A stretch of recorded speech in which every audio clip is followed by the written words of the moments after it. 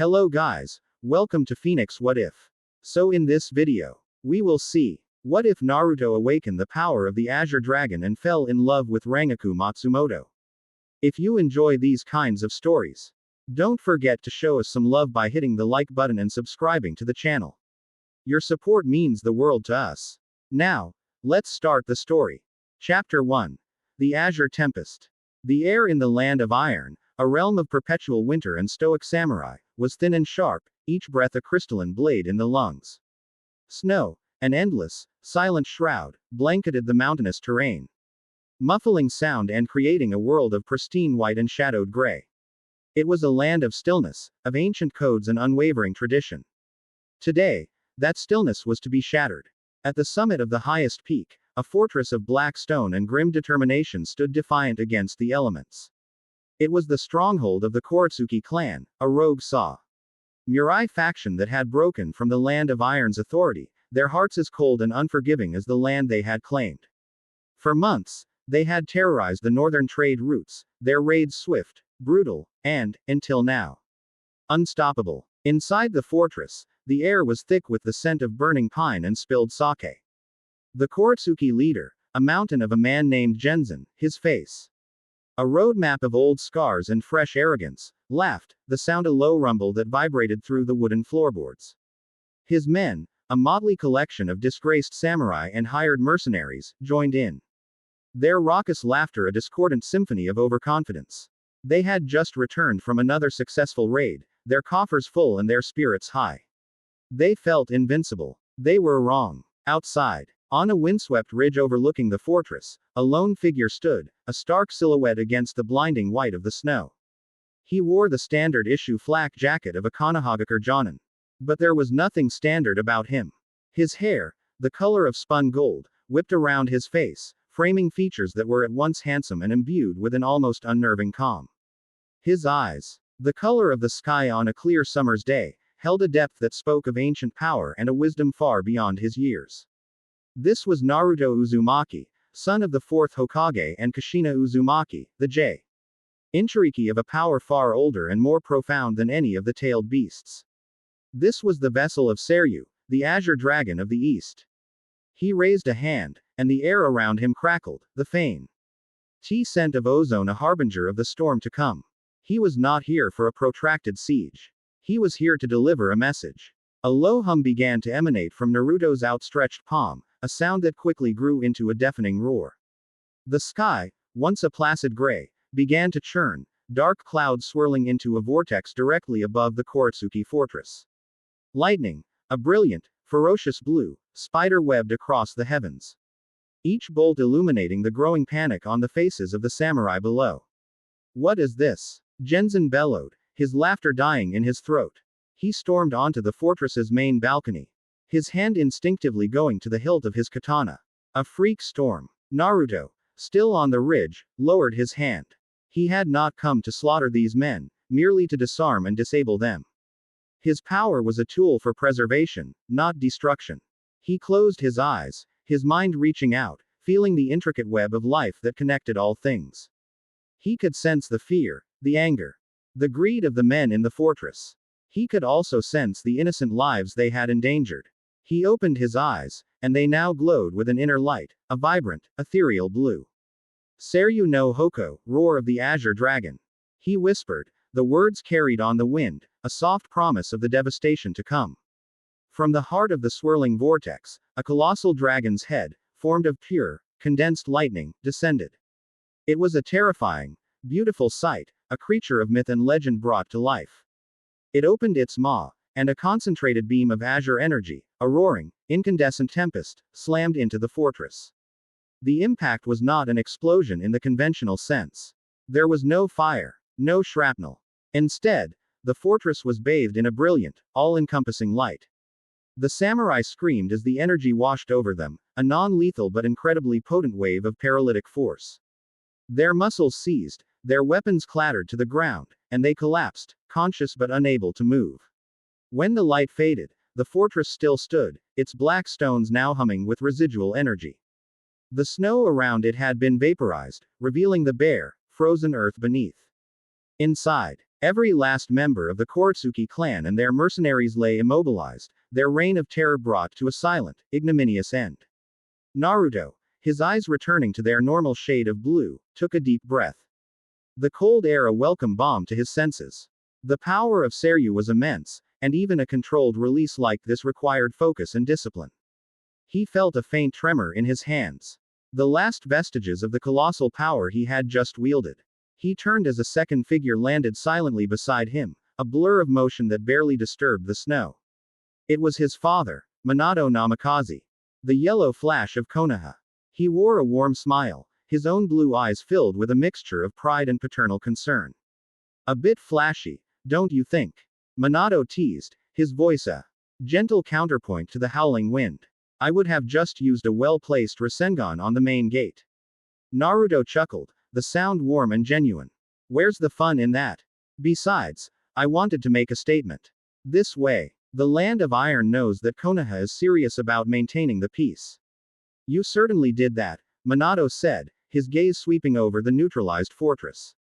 The samurai will be talking about this for generations. The day the Sky Dragon descended upon the Koretsuki, they'll call it. He placed a hand on Naruto's shoulder. I'm proud of you, son. You wield that power with a restraint and wisdom that, well, it's all your mother's influence, of course. Naruto laughed again, the sound echoing in the crisp mountain air. Of course. We wouldn't want to inflate the ego of the legendary fourth Hokage. Now would we? Their banter was easy and familiar, a testament to a bond that had never been broken by tragedy. In this world, the Uchiha massacre had been averted. Thanks to the combined efforts of Minato, Kushina, and a more understanding third Hokage. The village was at peace, prosperous and strong, and the Uzumaki Namikaze family was at the heart of it all. As they stood on the ridge, a third figure appeared, her long, vibrant red hair a splash of defiant color against the stark white landscape. Kushina Uzumaki, her face a mixture of maternal pride and feigned exasperation, placed her hands on her hips. Are you two done showboating? She asked, her voice carrying a playful lilt. Some of us have dinner plans, you know. And Naruto, you promised you'd help me with the grocery shopping. Don't think that just because you can summon mythical creatures you can get out of your chores. Naruto smiled, a genuine, heartwarming expression that transformed his handsome features into something truly radiant. Wouldn't dream of it, Mom. This was his life. A life of immense power and profound responsibility, but also a life of love, family, and the simple, everyday joys that made it all worthwhile. He was Naruto Uzumaki, the Azure Dragon of Konoha, and he was content. He had no idea that halfway across the multiverse, a chain of events was about to be set in motion that would change his life, and his world, forever.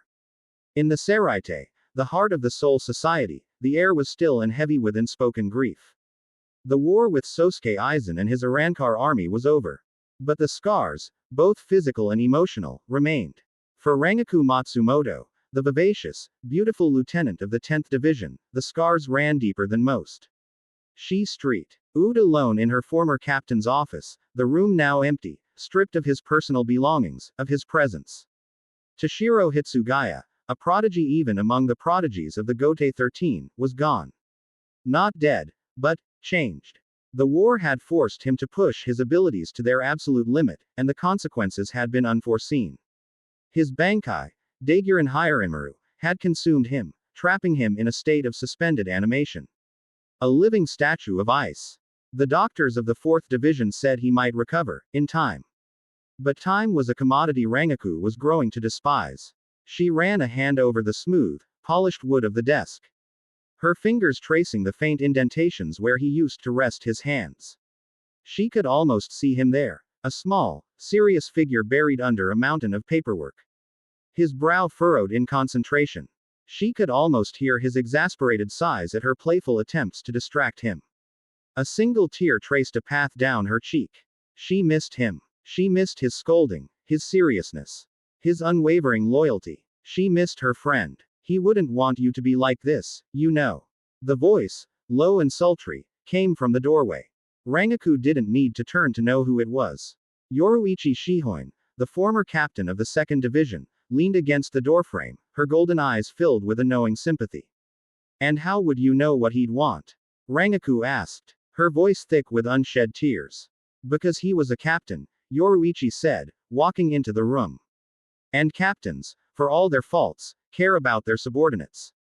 He'd want you to be out there, living your life. Not cooped up in this mausoleum.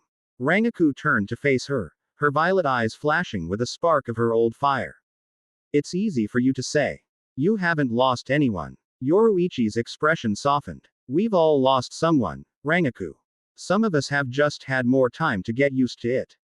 She placed a comforting hand on Rangiku's arm. Come on. Let's get out of here. Kazuki has been working on some new invention in his lab. He says it's a trans-dimensional portal. Sounds like a good way to get your mind off things. Rangiku hesitated, then nodded. Anything was better than standing here, drowning in her own sorrow. They found Kazuki Urahara in his usual state of gleeful, chaotic genius. His underground training facility was a mess of wires, strange contraptions, and half-finished experiments. In the center of it all was a large, circular gate, humming with a strange, otherworldly energy. Ah, ladies. Kazuki greeted them with a tip of his trademark bucket hat. Just in time for the inaugural test of my latest masterpiece. What is this thing, Kazuki? Yoruichi asked, her curiosity piqued. This, Kazuki said, gesturing grandly, is a gateway to other worlds. Imagine the possibilities. New cultures, new technologies, new everything. And you're sure it's safe? Rangiku asked, a hint of skepticism in her voice. Absolutely. Mostly. Kazuki said with a grin that was not entirely reassuring. Now, stand back. I'm about to activate the primary power source. He flipped a switch, and the gate began to glow, the humming intensifying into a low roar. The air in the lab grew thick with energy, and the runes inscribed on the gate began to pulse with a brilliant, white light. For a moment, it was magnificent. Then, something went wrong. A warning siren blared, and the light from the gate turned a violent, angry red. The humming became a screech, and the entire structure began to shake violently. Kazuki. Yoruichi shouted over the din. What's happening? A slight miscalculation in the power-to-dimensional frequency ratio. Kazuki yelled back, frantically typing on a nearby console. It's creating a feedback loop. It's going to overload. Before anyone could react, the gate exploded in a blinding flash of light and a deafening roar. Rangiku and Yoruichi were thrown from their feet, the world dissolving into a maelstrom of light and sound. They felt a sensation of being pulled, stretched, and then, nothing. Naruto was in the middle of a heated debate with his mother over the merits of instant versus freshly made ramen when it happened. A tremor, low and deep, shook the very foundations of Konoha. It was not an earthquake. It was something different. Something that resonated not just in the earth, but in the air. In the very fabric of reality. Naruto's head snapped up, his senses, honed by both his shinobi training and the draconic power that flowed through his veins, screaming at him that something was terribly wrong. What was that? Kushina asked, her hand instinctively going to a kunai pouch on her hip. I don't know, Naruto said, his eyes narrowed in concentration. But it's coming from the training grounds. He was gone in a flash of blue light, a miniature version of his father's flying thunder god technique, a skill he had mastered and adapted with his own unique flair. He paired at the edge of training ground 44, the infamous forest of death, and his eyes widened at the sight before him. The air in the center of the training ground was warped. It shimmered and twisted like a heat haze. But there was no heat. There was only a profound sense of wrongness, of a tear in the natural order of things. As he watched, the shimmering intensified, and two figures, both women, were unceremoniously spat out of the anomaly, landing in a heap on the forest floor. The first was a tall, statuesque woman with a cascade of wavy, strawberry blonde hair and a figure that could make a statue weep. She wore a black, form-fitting shihakusho, the uniform of the Shinigami, though Naruto did not recognize it as such. The second was a woman with dark skin, violet hair, and the lithe, graceful build of a panther. She was unconscious, or perhaps just dazed, but the first woman was already stirring, pushing herself up on her elbows, a groan of pain escaping her lips. Naruto approached cautiously, his hand hovering over the hilt of the katana he now carried, a gift from the samurai of the Land of Iron, a symbol of their gratitude and respect. Rangiku's head was spinning. One moment she was in Kazuki's lab. The next she was here.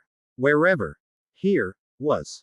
The air was different, fresher, tinged with the scent of pine and damp earth. She looked up, and her breath caught in her throat. Standing before her was a young man who radiated an aura of such immense power that it made the spiritual pressure of even the most formidable captains of the Gote 13 feel like a gentle breeze. It was not a threatening power. Not in the way Aizen's had been. It was calm, controlled, like a vast, deep ocean. And he was, without a doubt, the most handsome man she had ever seen. She was so captive, aided by his presence that she almost didn't notice the sword he was reaching for. Her training kicked in, and she was on her feet in an instant, her hand on the hilt of her own Zanpakuto, Hinata. Who are you? She demanded, her voice a little shakier than she would have liked. Naruto paused, his hand dropping from his sword. He could sense no malice from her, only confusion, pain, and a healthy dose of fear. He offered her a disarming smile. My name is Naruto Uzumaki, he said, his voice calm and reassuring. And you are on the sovereign soil of Konohagakure, the village hidden in the leaves. The real question is, who are you? And where did you come from? Before Rangiku could answer, a squad of Anbu, the elite black ops of Konoha, appeared, surrounding them in a silent, deadly circle. Their porcelain masks, adorned with the visages of various animals, were devoid of emotion, and their drawn swords glinted in the dappled sunlight. Rangiku tensed, her grip on Hinata tightening. She was outnumbered, in a strange land. With an unconscious comrade at her feet. This was not a good situation. Stand down, Naruto said, his voice quiet but carrying an authority that brooked no argument. The Anbu, to Rangiku's surprise, immediately complied, sheathing their swords and melting back into the shadows. Naruto turned his attention back to Rangiku. I'm not going to hurt you, he said. You're clearly not from around here. You're lost, and you're hurt. Let me help you. He took a step forward, his hand outstretched, and Rangiku found herself, against her better judgment, relaxing her guard. There was a sincerity in his eyes, a genuine kindness that she had not seen in a long time. I am Rangiku Matsumoto, she said, her voice barely a whisper. And this is Yoruichi Shihoin. We don't know where we are. You're safe now, Naruto said, his smile warm and reassuring. He knelt beside the unconscious Yoruichi, his hand glowing with a soft, green light. He placed his hand on her forehead. And a wave of healing energy flowed into her. Yoruichi's eyes fluttered open, and she sat up, her golden eyes wide with a mixture of confusion and surprise. She looked at Naruto, at his hand still glowing with healing chakra. And then at the immense, untamed wilderness around them. Well, she said, her voice a low, amused purr. This is certainly a new experience. Naruto chuckled. You have no idea. He stood up, offering a hand to both women. Come on, he said. Let's get you somewhere safe. We have a lot to talk about. As Rangiku took his hand, she felt a strange warmth spread through her. A warmth that had nothing to do with his healing powers. It was a feeling of safety, of comfort, of home. She looked at this strange, powerful, impossibly kind young man, and for the first time since Toshiro's fall. She felt a flicker of hope. Maybe, just maybe, this new world wouldn't be so bad after all. The Hokage's office was a place of quiet contemplation and immense pressure. Minato Namikaze, the fourth Hokage, sat behind his desk, his brow furrowed in thought. Before him stood his son, Naruto, and the two strange, otherworldly women he had brought back from the Forest of Death. After a brief medical checkup, which they had both passed with flying colors, much to the surprise of the Konoha medics, who had never seen anything like their unique physiology, they had been brought here for a debriefing. Rangiku had explained, as best she could, about the Soul Society, the Gote 13, and Kazuki Urahara's ill-fated experiment. It was a story that would have been dismissed as a drunken fantasy by anyone else, but Minato and Naruto had seen too many strange things in their lives to be so quick to judge. So, you're saying you're from another dimension? Minato asked, his fingers steepled before him. Essentially, yes, Yoruichi said, her tone casual, as if discussing the weather. Kazuki's contraption must have malfunctioned and punched a hole through the fabric of reality. We were just unlucky enough to be standing in the wrong place at the wrong time. Or the right place, Rangiku added, her gaze lingering on Naruto for a moment longer than was strictly necessary. Minato noticed the look, and a faint, almost imperceptible smile touched his lips. His son had a way of attracting interesting people. The problem, Minato continued, his tone becoming more serious, is what to do with you now. We have no way of knowing if this portal of yours can be reopened. For all intents and purposes, you are stranded here. We're aware of that, Yoruichi said, her easygoing demeanor not faltering in the slightest. We're not looking for a handout. We can take care of ourselves. I have no doubt about that, Naruto said, speaking for the first time since they had entered the office. I could sense your power the moment you arrived. It's different from chakra, but no less potent. He looked at Rangiku and Yoruichi, his blue eyes filled with a genuine curiosity. I would be honored if you would allow me to help you acclimate to our world. I can provide you with a place to stay, and I can teach you about our customs, our culture, our way of life. Rangiku's heart did a little flutter. The idea of spending more time with this intriguing young man was appealing.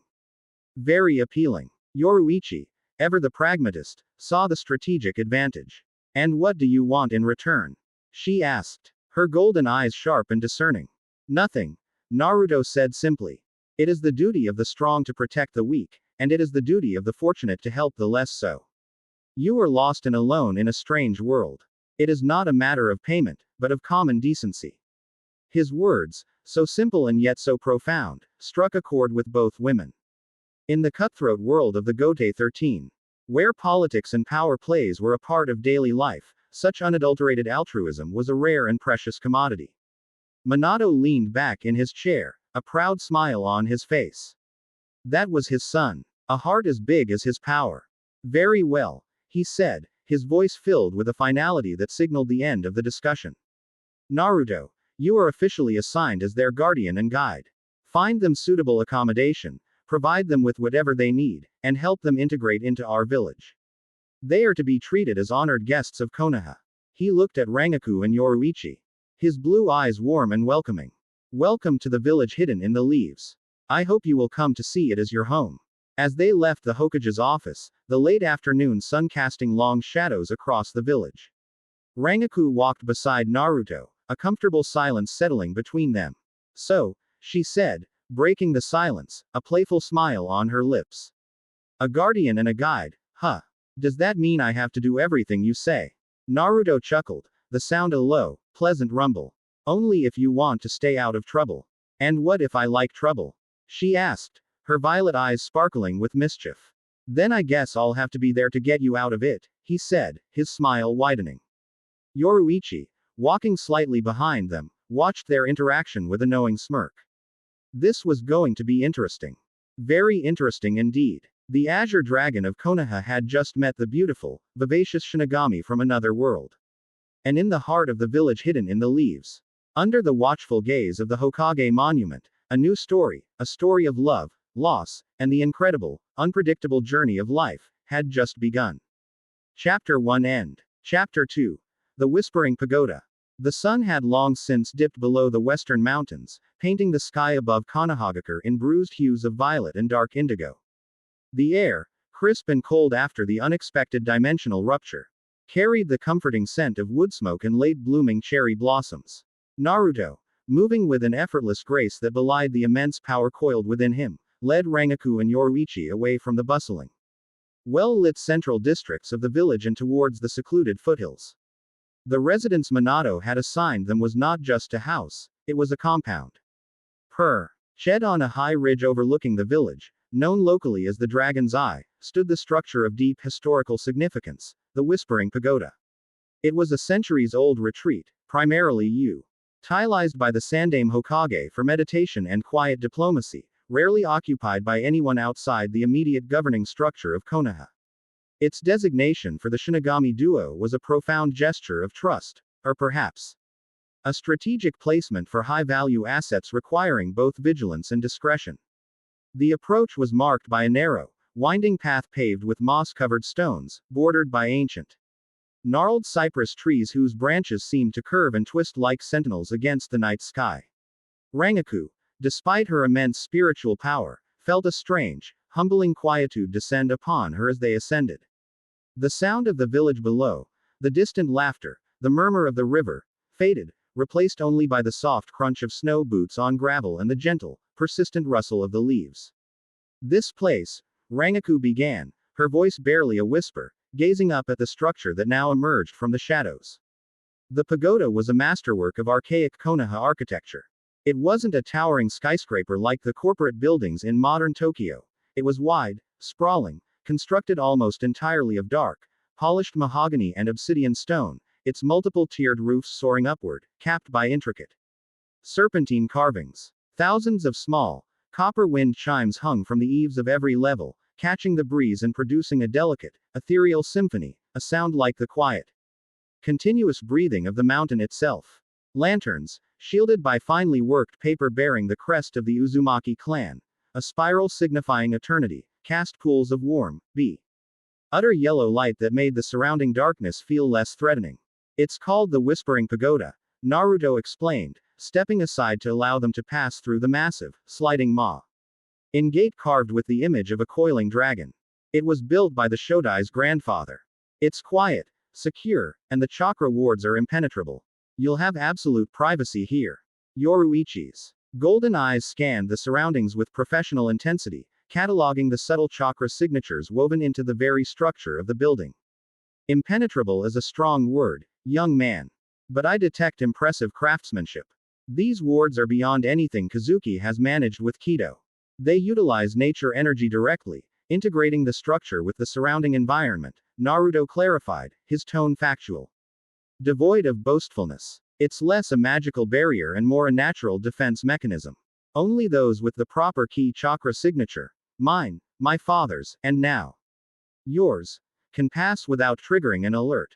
Rangiku, stepping onto the massive wooden veranda, inhaled deeply. The air here was sharp, clean, carrying the faint, metallic scent of latent electrical energy, a residue of Naruto's Azure Dragon power, she realized, subtly suffusing his environment. This place felt ancient, powerful, and deeply, inherently safe. It's magnificent, Naruto-kun, Rangiku murmured. Her voice laced with genuine awe. She turned to him, her violet eyes wide. But, are you sure? This place looks like something royalty would use. We are technically just interdimensional stowaways. Naruto smiled, his charisma utterly disarming. You are honored guests, Rangiku-san. And Konoha's true strength lies in its diplomacy, not just its armies. Besides, I need to keep an eye on you too. You're unique specimens. And I intend to study your physiology, very closely. He punctuated the last phrase with a playful wink, instantly dissolving the gravity of his words and injecting a familiar, charming flirtatiousness into the serious setting. Rangiku responded in kind, a warm, genuine laugh bubbling up from her chest. Oh, and what method of study do you prefer, Naruto-kun? Empirical observation, or a more hands-on approach? Yoruichi groaned dramatically, placing a hand over her eyes. Please, Rangiku. We've been here less than 6 hours. Can we at least unpack the demency? Onal void before the blatant flirting begins. Naruto, however, was unfazed. He merely chuckled, leading them inside. The accommodation is set. There are bathing facilities, fresh clothes waiting, Konoha standard issue. But comfortable, and a fully stocked kitchen.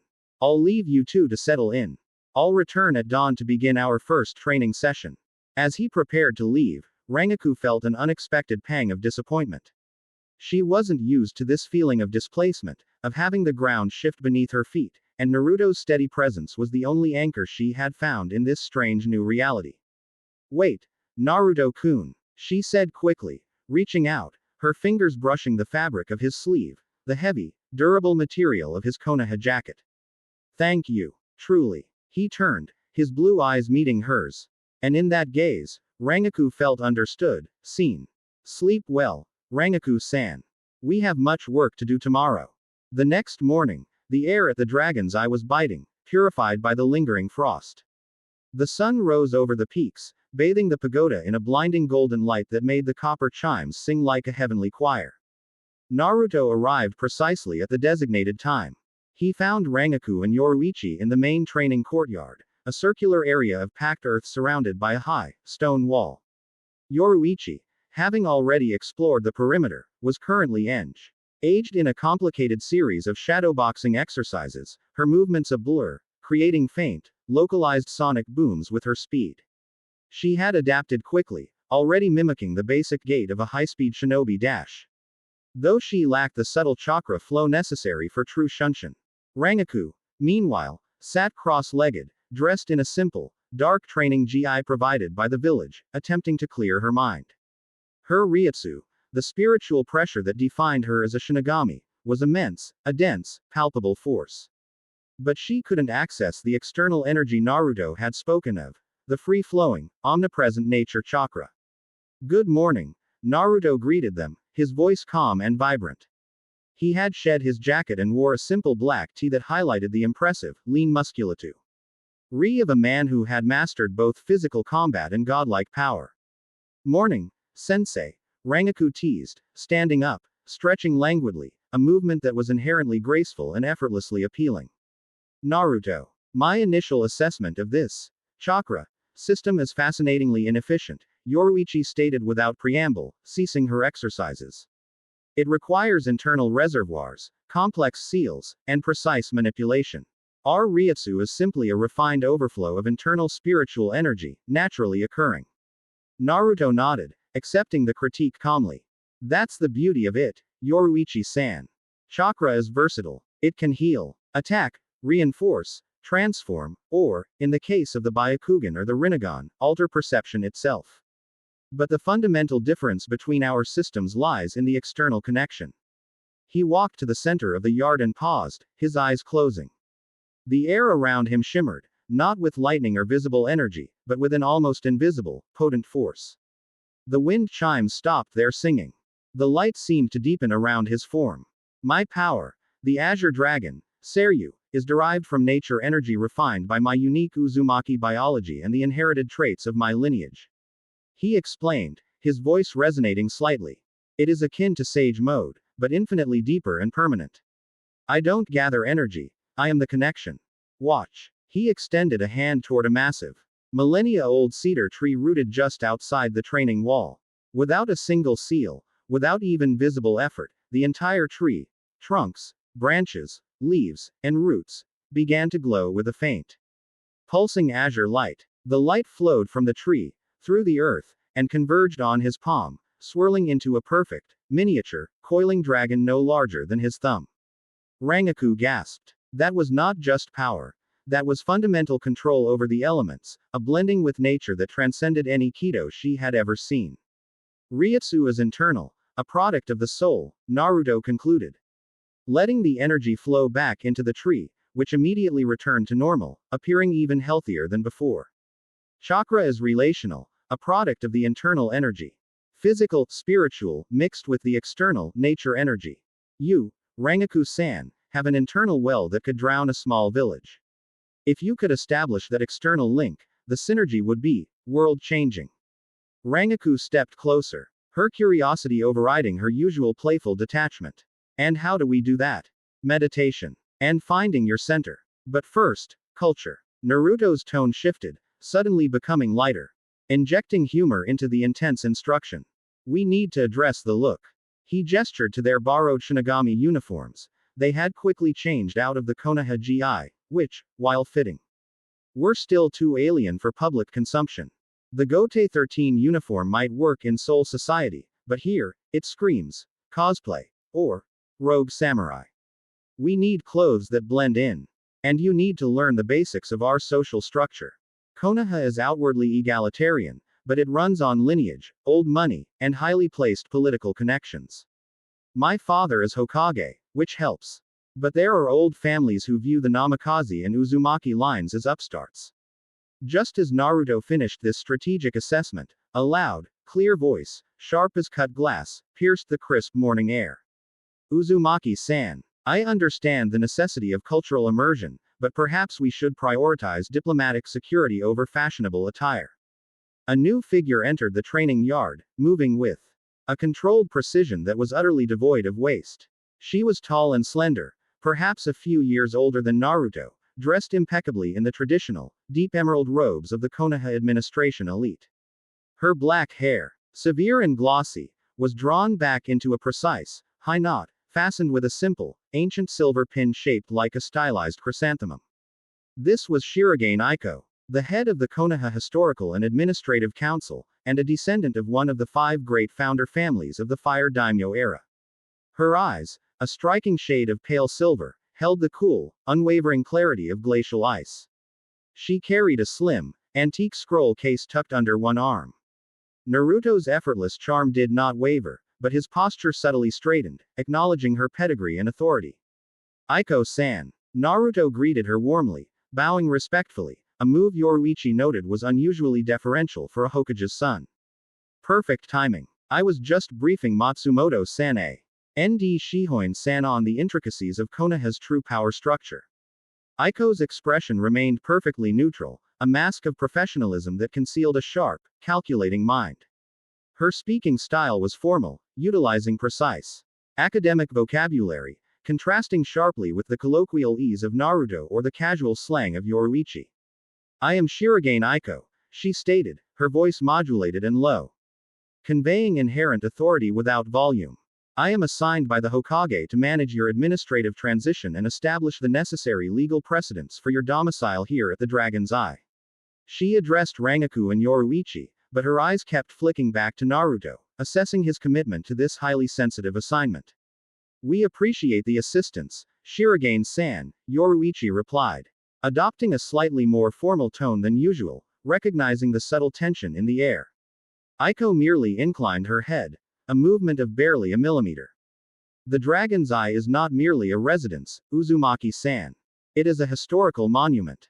Its occupation by unvetted foreign entities with a demonstrable ability to breach dimensional thresholds, is naturally concerning to the Council. We require absolute assurance of discretion and compliance with protocols regarding the deployment of your unique metaphysical abilities. She used the term metaphysical abilities instead of chakra or ryutsu, subtly framing their existence as a theoretical curiosity rather than a practical threat, a deliberate intellectual distancing mechanism. Naruto stepped forward, placid. G himself slightly ahead of the two Shinigami. Aiko-san, I gave my word to the Hokage that their integration would be seamless and secure. I personally supervised the installation of specialized Uzumaki seals around the compound, configured to dampen any unexpected spiritual energy spikes that might occur during training. The Dragon's Eye is the most secure point in Konoha, aside from the Hokage's office itself. Aiko's pale silver eyes fixed on Naruto, searching for any hint of weakness or arrogance. She didn't respond to his assurances with gratitude or even acceptance, but with a challenge. Steeped in the history she guarded so fiercely. Your word is respected, Uzumaki-san. But the Azure Dragon's power is formidable, perhaps the most volatile force currently residing within Konoha's boundaries. Such a force requires not merely confidence, but demonstrable historical awareness. Do you understand the societal implications of housing the unknown in a location built on the legacy of the founders? Her dialogue was designed to test his knowledge and his fitness to command such secrecy. She was evaluating his depth, his strategic understanding of Konoha's internal politics, not just his physical strength. Naruto met her gaze unflinchingly, a soft, dangerous light flickering in his blue eyes. I understand perfectly, Aiko-san. Legacy is not a cage, it is a foundation.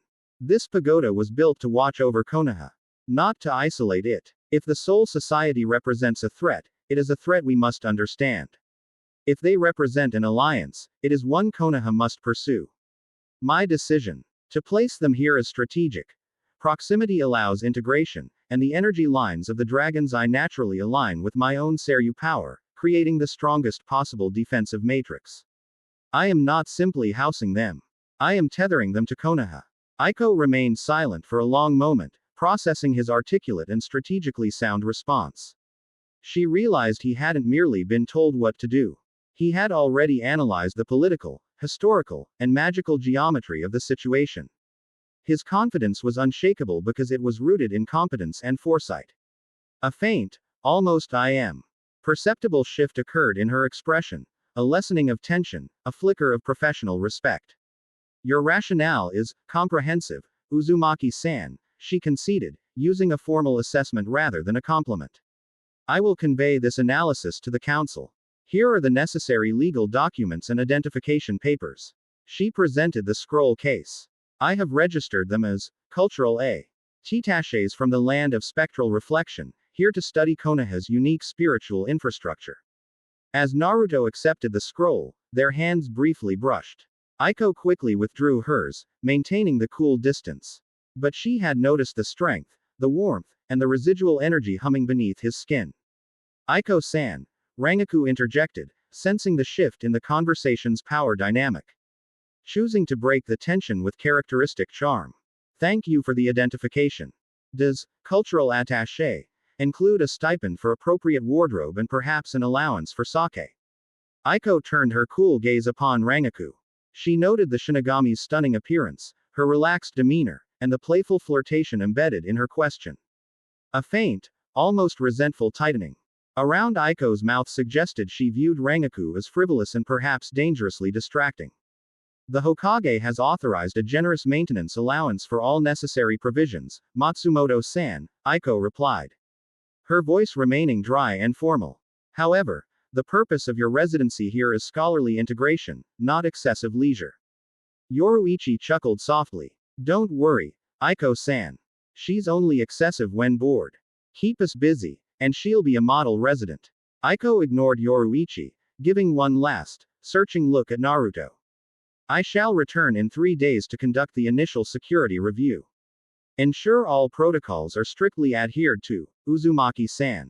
With a final, sharp turn, Shirogane Aiko departed, her footsteps precise and echoing down the path, leaving behind a subtle, lingering scent of refined paper and cold camphor.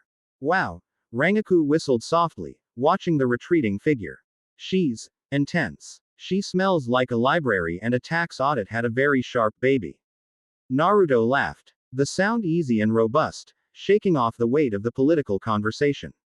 That is Aiko. She's responsible for protecting Konoha's history and archives. She views anything new as a potential corruption of the past. Her entire existence is built on precision and tradition. She's not malicious, just fiercely protective. She's certainly competitive, Yoruichi observed, a predatory gleam in her eyes. She analyzed your social standing and challenged your rationale, looking for a weakness. She was definitely calculating whether you are suitable for the highest ranks of leadership. And she found you adequate. Naruto merely shrugged. Adequate is fine. Now, let's get back to training. You two need to learn how to walk the village without alarming the populace. For the next 5 hours, the training courtyard became a crucible of cross-dimensional instruction.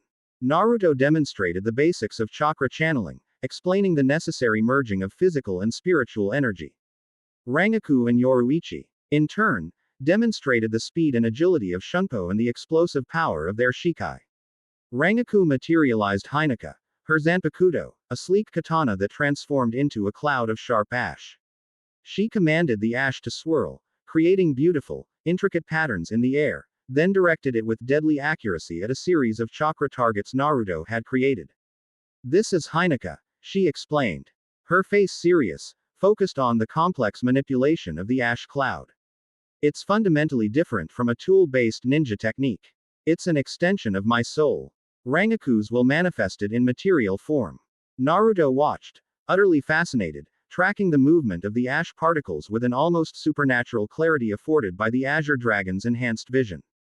Incredible focus. But it's still fundamentally an energy manipulation technique. Your Ryutsu flows through your weapon, commanding the environment to obey your spiritual intent. He then demonstrated his own approach. He didn't use seals. He simply willed the energy to flow. He didn't activate a specific technique. He created one. He raised his hand, and the air around it compressed, swirling rapidly. The temperature in the training yard dropped precipitously as pure energy was condensed. This is Seryu no Kori, Azure Dragon's ice, he said, his voice calm.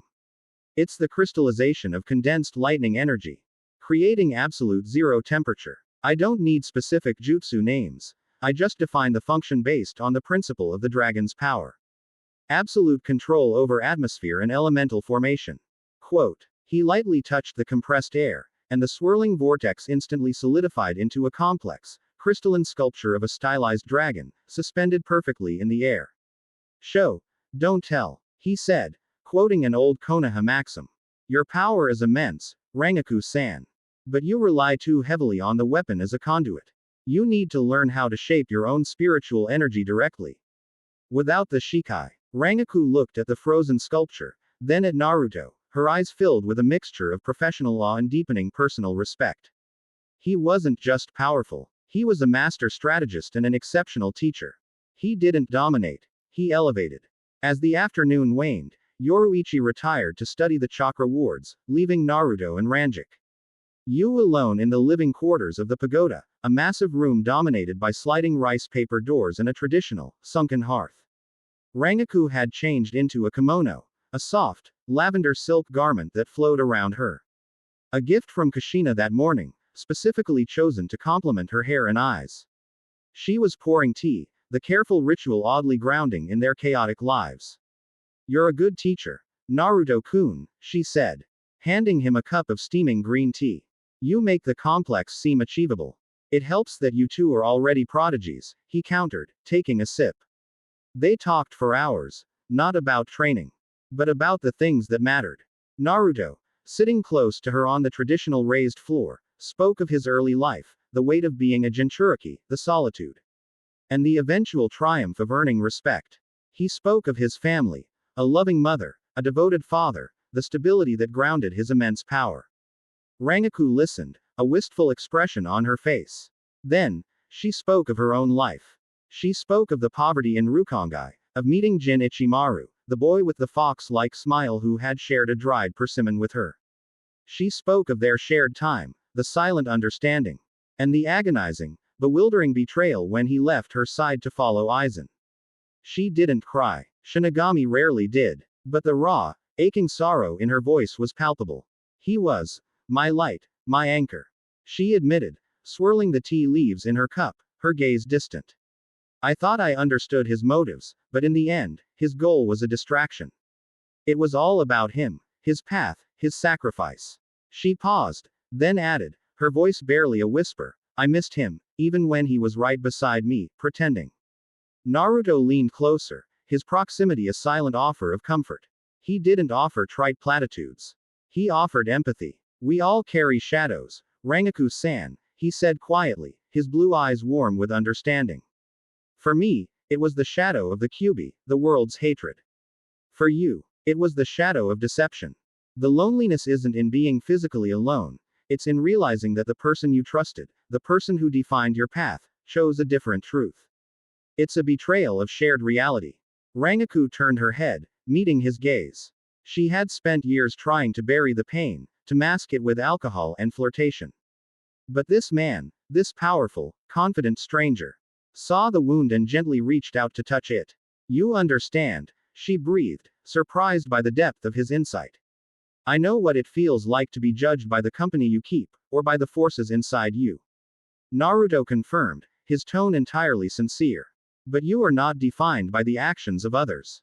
You are defined by how you choose to move forward, how you choose to live your truth. He reached out slowly, tentatively, and gently brushed a stray strand of strawberry blonde hair away from her cheek. His touch was warm, steady, and utterly respectful. You are here now, Rangiku-san. Safe. You are free of the Soul Society's politics, free of Aizen's war, free of the ghost of Jin Ichimaru. This is your chance to decide who you are, without the weight of that old world. Rangiku closed her eyes for a brief moment, absorbing the simple, profound truth of his words. This man was truly extraordinary. He had the strength of a god, but the emotional intelligence of an ancient sage. He offered not just physical safety, but spiritual refuge. When she opened her eyes, the familiar mischief returned, but it was layered with genuine emotion. She reached up, acking his hand where it rested near her face, holding it firmly. And who am I, Naruto-kun? Tell me. He didn't answer immediately. He looked at her, at the deep violet of her eyes, the vulnerability beneath the practiced confidence. The strength woven into her spirit.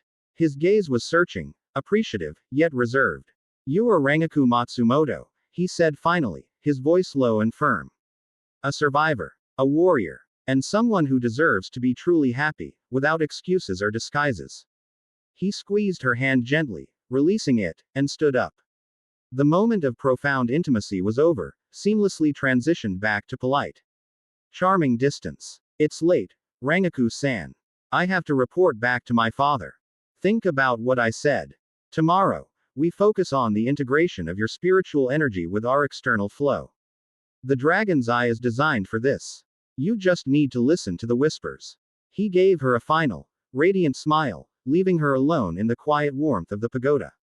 Rangiku remained seated long after he had gone, tracing the curve of the teacup, still feeling the lingering warmth of his hand on hers. She had come to this world broken and adrift, bound by old sorrow and lost loyalties.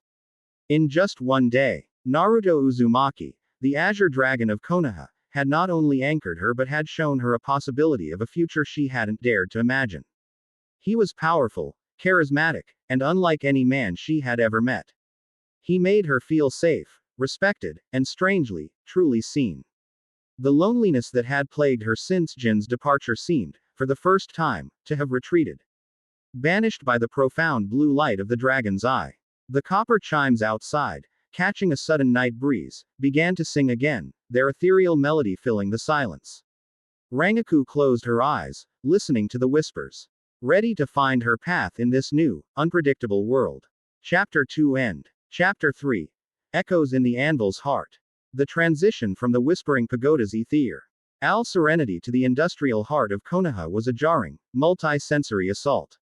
Naruto led them not to a public market or a quaint blacksmith shop, but deep into the village's underbelly, through a series of blast-proof steel doors and into the sprawling, subterranean complex of the Shinobi Research and Development Division. The air here was not crisp with pine and nature energy, it was thick, heavy, tasting of ozone, superheated metal, and the sharp, clean scent of industrial solvents.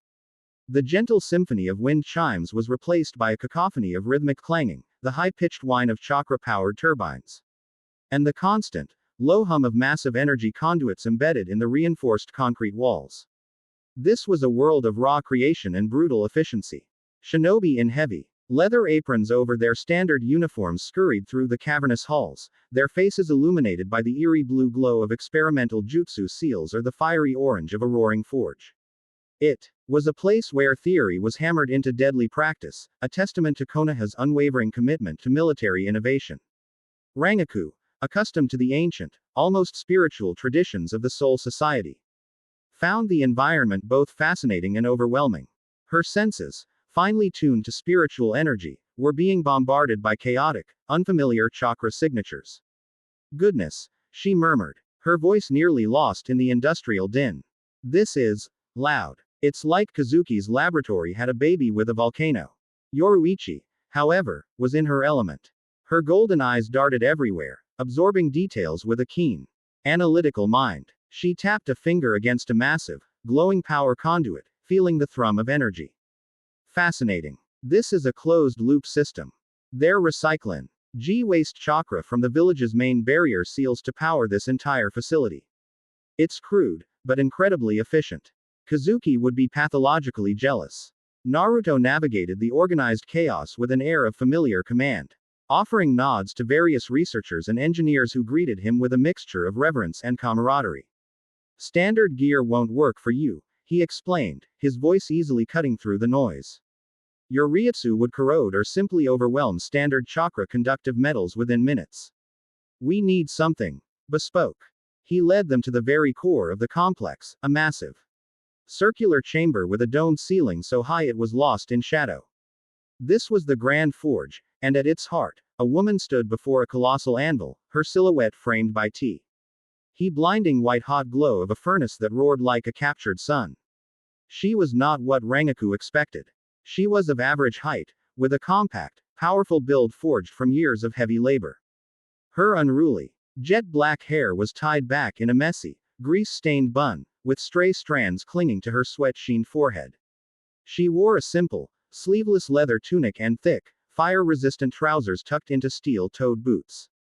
Her arms, bare and corded with muscle, were covered in a fine tracery of old burns and new scars, a testament to a life spent wrestling with fire and steel. Her face was sharp, angular, and perpetually smudged with soot, but her eyes, the color of molten steel, burned with a fierce, focused intelligence. This was Kurigane Mei, the master of the forge, head of Konoha's advanced weaponry division, and a third-generation genius blacksmith whose lineage was as respected in the world of steel as the Uchiha were in the world of dojutsu. She didn't look up as they approached.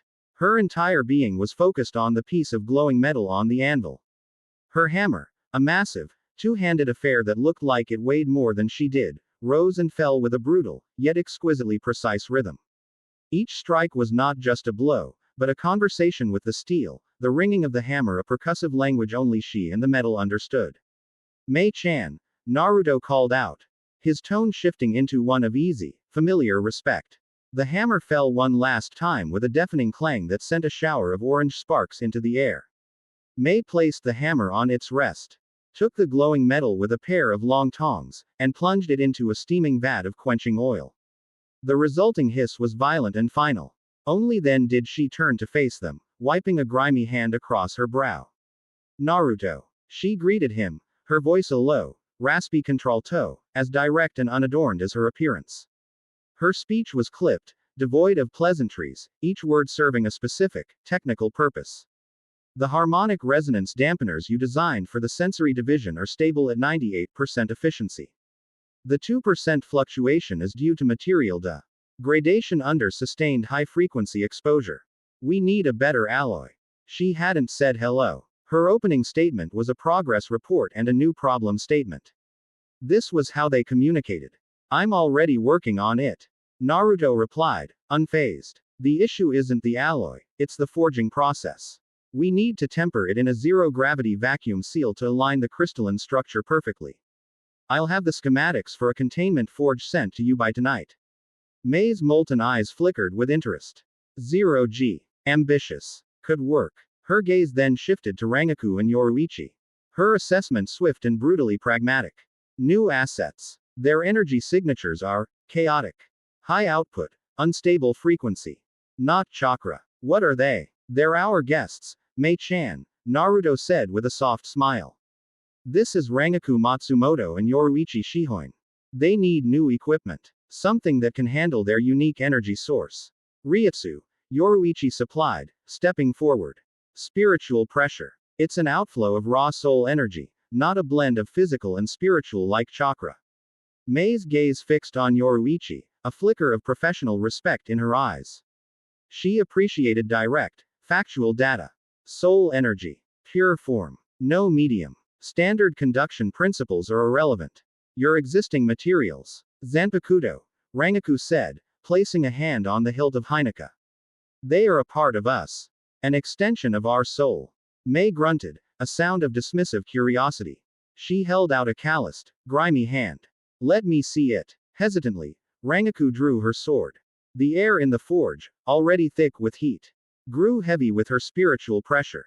Mei took the blade without a hint of fear, her fingers tracing the flawless edge. She tapped it with a knuckle, listening to the pure, high-frequency ring. Soul-bound carbon steel, she murmured, her eyes half closed as if she were tasting the metal's properties. Self-repairing. Energy reactive. The forging is organic. It wasn't hammered into shape. It was grown. Her eyes snapped open, locking onto Rangiku's. This isn't a weapon. It's a living organism in metallic symbiosis with you. Rangiku was stunned into silence. No one had ever described her Zanpakuto with such stunning, immediate accuracy. Precisely, Naruto affirmed. Which is why we can't use any existing Konoha metals. They would try to channel the Ryutsu. But this energy isn't meant to be channeled. It needs to be resonated with. We need a material that can act as a secondary symbiotic host. Mei handed the sword back to Rangiku, her mind already working, processing the new data. The new challenge. This was what truly excited her. Not politics, not power, but an impossible problem of metallurgy. No known alloy will do that. We'd need to invent one. I already have, Naruto said, a confident glint in his eye.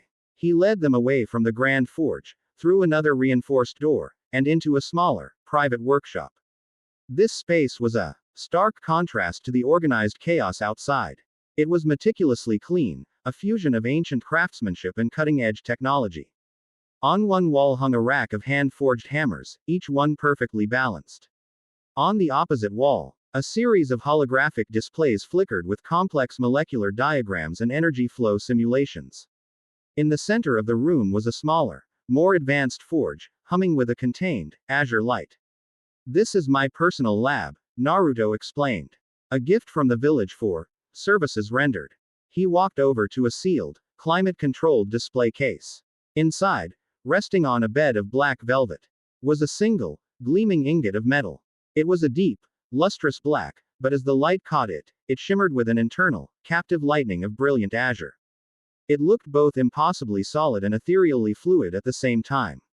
"What is that?" Yoruichi breathed, her usual composure broken by sheer scientific awe. "I call it Seryugain," Naruto said, his hand resting on the case. "Azure Dragon metal. It's a custom alloy forged from hyper-dense tungsten carbide, infused with my own lightning-natured chakra at the molecular level, and then flash-cooled with a blast of pure condensed nature energy. It doesn't just conduct energy, it learns and adapts to it. It's quasi-sentient." May stared at the ingot, her professional mask cracking to reveal raw, unadulterated passion. She was looking at her life's work surpassed, at a material that defied the known laws of her craft. She wasn't jealous. She was ecstatic. "How?" she whispered, her voice rough with emotion. "The bonding process, the temperatures required would be astronomical. And the instability of raw nature energy. My Azure Dragon power allows me to bypass conventional forging methods," Naruto explained calmly. "I don't heat the metal from the outside. I generate a contained fusion reaction inside the alloy itself, using my lightning as the catalyst. The nature energy isn't a coolant, it's a stabilizing agent, writing a new set of physical laws into the metal's matrix." He was not boasting. He was stating a fact, the same way May had delivered her report. It was in this shared language of pure, unadulterated competence that they truly connected. Rangiku watched them, a strange mix of emotions swirling within her. She saw the intense, focused passion in Naruto's eyes as he talked about his creation. The same passion May mirrored. It was a side of him she hadn't seen before, the inventor, the scholar, the creator. It was profoundly attractive, and for a fleeting, unfamiliar moment, she felt a pang of something sharp and green, an emotion she hadn't felt since Jin looked at a problem she couldn't understand. It wasn't jealousy of May, precisely, but a sudden, Santa RK awareness of a part of Naruto's world where she was just an observer. "We can use this," May stated, her mind already racing, her hands twitching as if she were already shaping the metal. "We can forge it into lightweight armor plating for their Shihakusho gauntlets, greaves. It would offer physical protection and act as a capacitor for their Ryutsu, allowing them to discharge it more efficiently without drawing their blades." "My thoughts exactly," Naruto said. "And for Rangiku-san, a secondary weapon. A tanto. Something faster and more discreet than her katana for close quarters combat inside the village." The next few hours were a blur of intense, focused creation. Naruto and May worked in perfect, unspoken sync. He would use his power to heat the Seryugain to a state of semi-liquid plasma, and she, with her centuries of inherited skill, would guide his energy, shaping the metal with magnetic fields and precision hammer blows that echoed with the force of Naruto's own chakra. It was a dance of godlike power and mortal mastery, a fusion of raw energy and meticulous craft. Rangiku and Yoruichi watched, mesmerized. They saw Naruto not as the charming, powerful leader, but as an artist. He controlled cosmic forces with the delicate touch of a sculptor, his brow furrowed in concentration, his body a conduit for a creative act of unimaginable scale. While they worked, Yoruichi's sharp ears caught a snippet of conversation from two Anbu guards stationed discreetly by the workshop's entrance. "Third signature this week," one whispered, his voice low and tense. "Same quadrant. Near the border of the land of hot water. It's not chakra. It's wrong. Corrosive. Like something is eating the natural energy of the land." "The analysis team is stumped," the other replied. "Lord Hokage has classified it as S rank. He's considering sending a scout team, but he doesn't want to cause a panic." Yoruichi filed the information away. "Unidentified. Corrosive energy signatures on the border. That was a problem for another day, but a problem nonetheless. As dusk began to settle outside, casting long shadows into the forge, the work was finally done. Lying on a cooling rack were several pieces of exquisite equipment. A pair of sleek, black gauntlets and greaves for Yoruichi, etched with subtle, cat-like motifs. And for Rangiku, a set of pauldrons that curved perfectly to her shoulders, a protective waist guard. And a beautiful, perfectly balanced tanto in a lacquered black sheath. The metal was cool to the touch now, but it felt alive, humming with a deep, resonant power. Naruto picked up the tanto and presented it to Rangiku, handle first. Try it, he urged, his voice soft. Channel a little of your ryutsu into it. Rangiku took the blade. The moment her fingers closed around the hilt, she gasped. It was like nothing she had ever felt. Hinata was a part of her soul, familiar and comfortable. This was different. The Seryugain didn't just accept her energy, it sang with it. It was a perfect harmonic resonator, amplifying her power, refining it, making it feel sharper, cleaner. A faint, silvery white aura, the color of her ryutsu, enveloped the blade. Casting a soft glow in the dimming light of the workshop. She looked from the glowing blade to Naruto, her violet eyes wide with an emotion that went far beyond mere gratitude. She had been attracted to his power, charmed by his charisma, and touched by his empathy. But now, seeing the depth of his genius, the passion of his creativity, she felt a profound, soul-deep admiration that bordered on reverence. Naruto-kun, she whispered, her voice thick with awe. It's perfect. Mei watched them, a rare, small smile touching her soot-stained lips. She looked at Naruto, who was focused entirely on Rangiku's reaction. His expression one of quiet satisfaction. She had worked with him for years, respected his mind, and been consistently challenged by his innovations. He was the only person alive who could keep up with her. The only one who saw steel not just as a material, but as a medium for miracles. For a pragmatic, emotionally guarded woman like Mei, that shared passion was a bond stronger than any whispered words of affection. The material is sound, Mei stated, her voice pulling Rangiku from her reverie. It will bond with your biosignature over the next 48 hours. Its durability will increase as it acclimates to your ryutsu. Do not engage in full power combat until the symbiosis is complete. Naruto nodded his thanks to Mei. I owe you one, Mei-chan. No, she countered, turning back to the Grand Forge, the allure of a new challenge already pulling at her. You provided a new material. A new problem. We are even. As they left the R&D division and stepped back into the cool night air of Konoha. Rangiku couldn't stop looking at the tanto in her hand. It felt like a promise. A new tool for a new life. Naruto walked beside her, the industrial grime of the forge unable to dim the brilliant, confident energy that radiated from him. He had shown her another piece of his soul today, the heart of the anvil, and it was every bit as breathtaking as the roar of the Azure Dragon. Chapter 3 End. Chapter 4. The Gilded Cage. The air inside the main hall of the Hokage residence was a carefully crafted illusion. It was warm, perfumed with the delicate scent of winter jasmine and expensive incense. A stark contrast to the biting cold of the Konoha night. Light from 100 paper lanterns cast a soft, forgiving glow on the assembled guests, reflecting off polish. Wood floors and the shimmering silk of formal kimonos. This was the gilded heart of Konoha's political and social power, a place where wars were prevented and alliances were shattered not with kunai and jutsu, but with a well-placed word, a subtle glance, a whispered insinuation. It was a battlefield far more treacherous than any Rangiku had ever known, and she felt utterly, terrifyingly exposed. It had started with Kushina. Naruto's mother had swept into the Whispering Pagoda that afternoon like a cheerful, red-haired hurricane, laden with a small army's worth of exquisite silk kimonos, intricate hairpins, and lacquered cosmetic boxes. No, no, no, she had declared, surveying the simple, functional training gear Rangiku and Yoruichi wore. You are representing Naruto tonight. And by extension, the Hokage. And by further extension, the entire Uzumaki Namikaze clan. We have a reputation to uphold. We cannot have you showing up to a formal diplomatic dinner looking like you've just wrestled a bear. Yoruichi had gracefully declined, citing a cat-like aversion to social gatherings, and a pressing need to analyze the pagoda's chakra wards, an excuse Kushina had accepted with a knowing wink. But for Rangiku, there was no escape. Kushina, with the unstoppable force of a doting and fiercely proud mother, had spent the next 3 hours transforming her. The result was, even to Rangiku's own critical eye, breathtaking. She wore a furisad, a formal, long-sleeved kimono of the highest quality. The silk was the color of a twilight sky, a deep, dusky lavender that faded into a creamy ivory at the hem. It was embroidered with a breathtakingly intricate pattern of silver cranes taking flight amidst weeping willow branches, their wings tipped with threads of pure gold.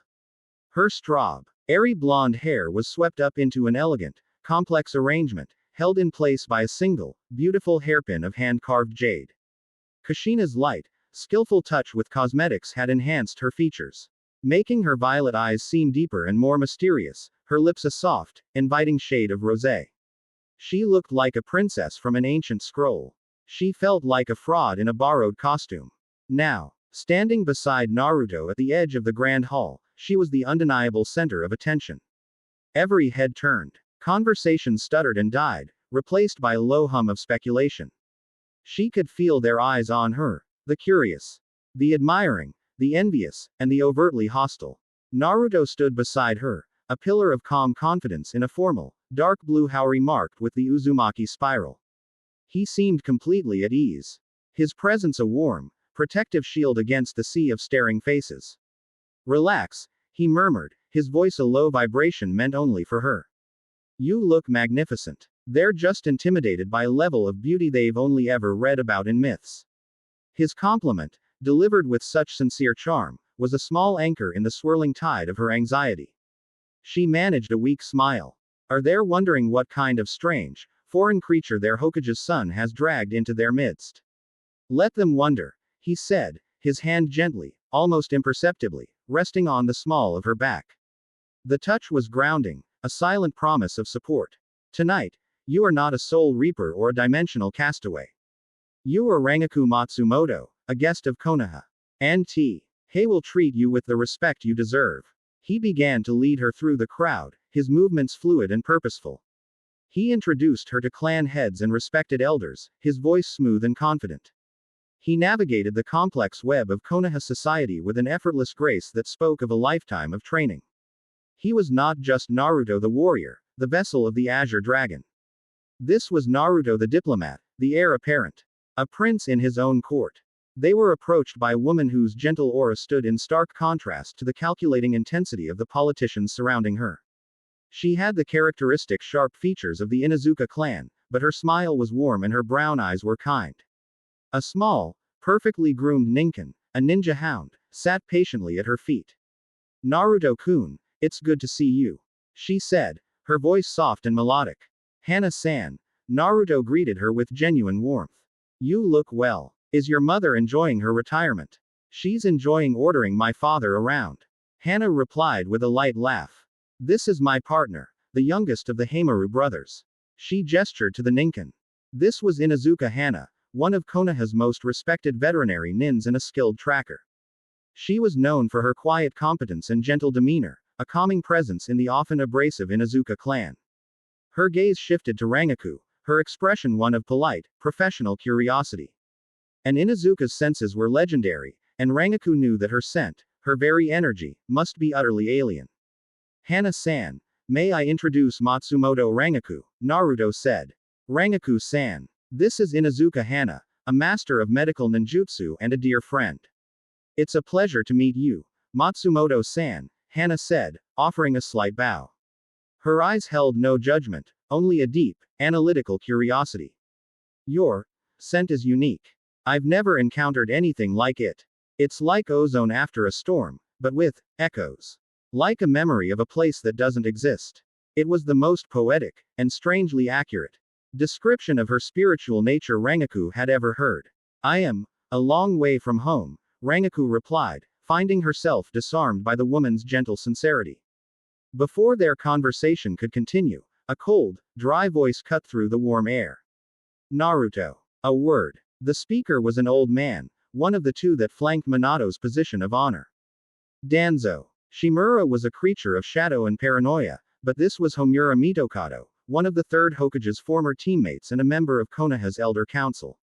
His face was a mask of wizened disapproval, his eyes small, dark, and hard as river stones.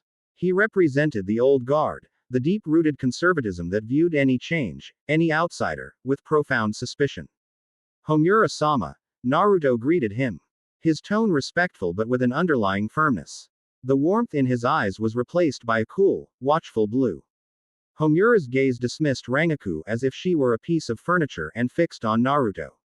The council has concerns. He began, his voice a low, raspy whisper that carried an unmistakable weight of authority. You have been assigned as the guardian of these visitors.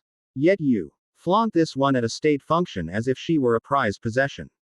Her origins are unknown, her powers unquantified. Her very presence here is a potential security risk of the highest order. The accusation, though leveled at Naruto, was a direct assault on Rangiku. He was calling her a threat, a beautiful, dangerous variable in their carefully controlled equation. The warmth of Naruto's Han-D on her back was the only thing that kept her from instinctively reaching for a sword that wasn't there. Naruto's smile didn't falter, but it gained a sharp, dangerous edge. Homura-sama, you mistake diplomacy for flaunting. Matsumoto-san is here at the express invitation of the Hokage. Her presence demonstrates Konoha's strength, that we are a village confident enough to welcome powerful guests.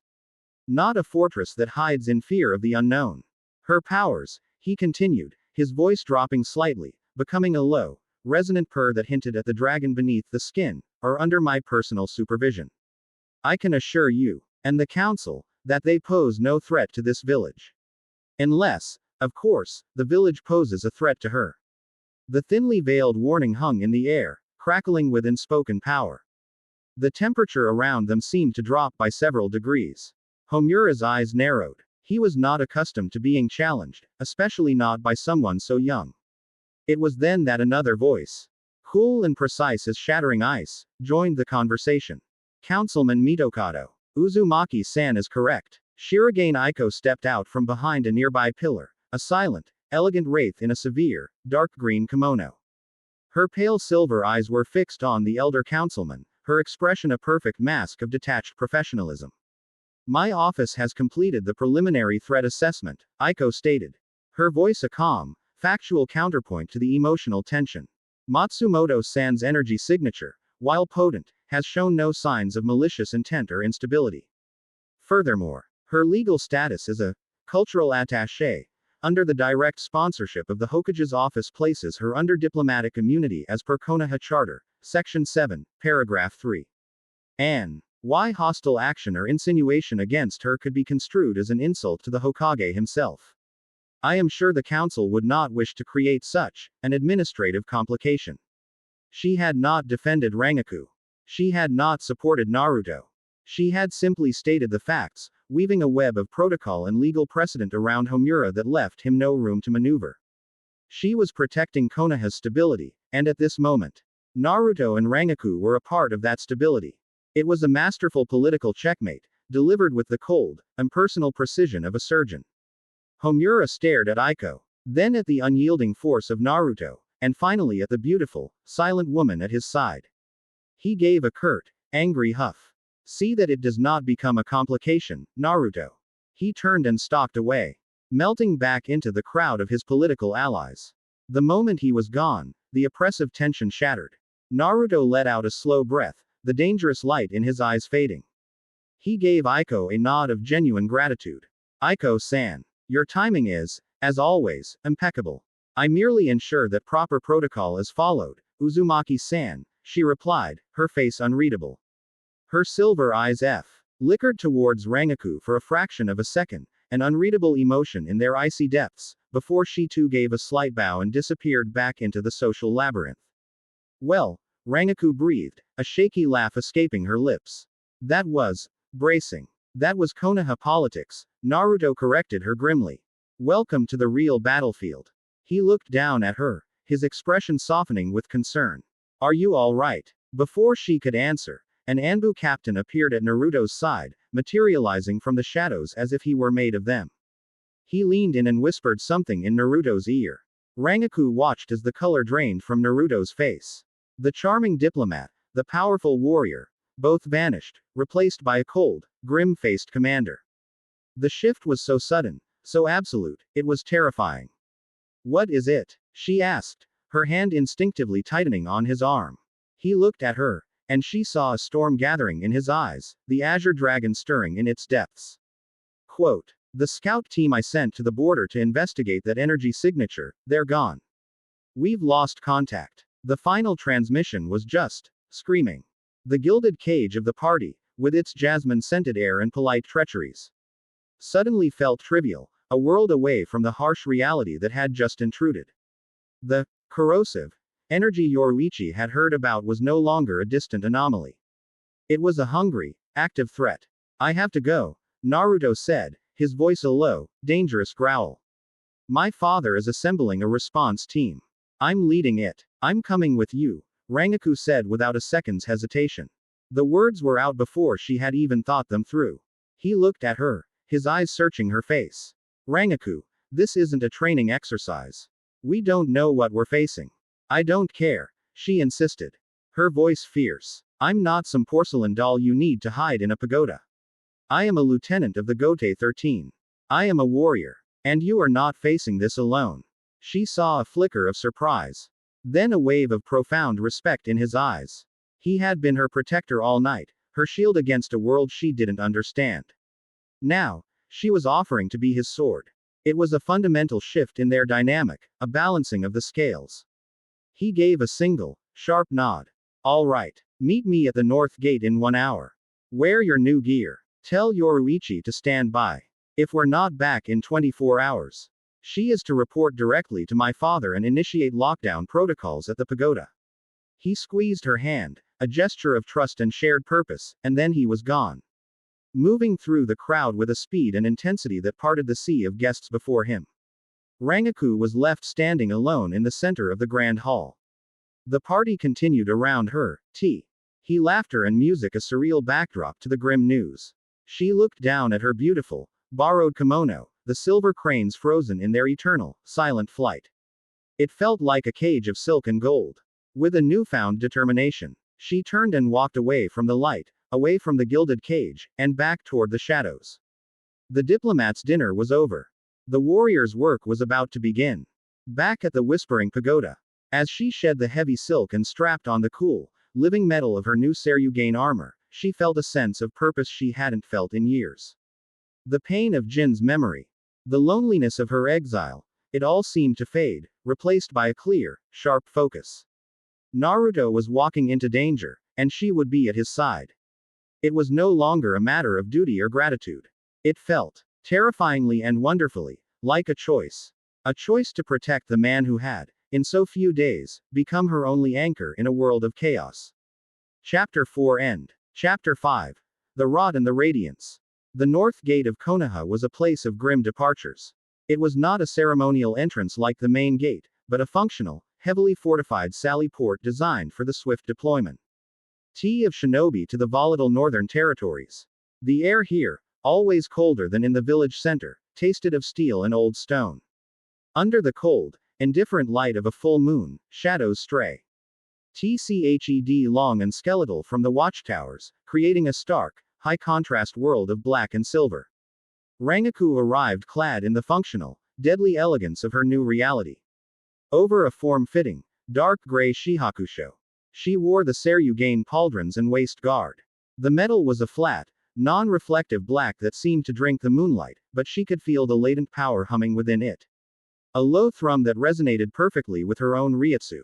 The new tanto was strapped horizontally to the small of her back, while Hineka rested in its familiar position at her hip. She felt balanced, prepared, and lethal.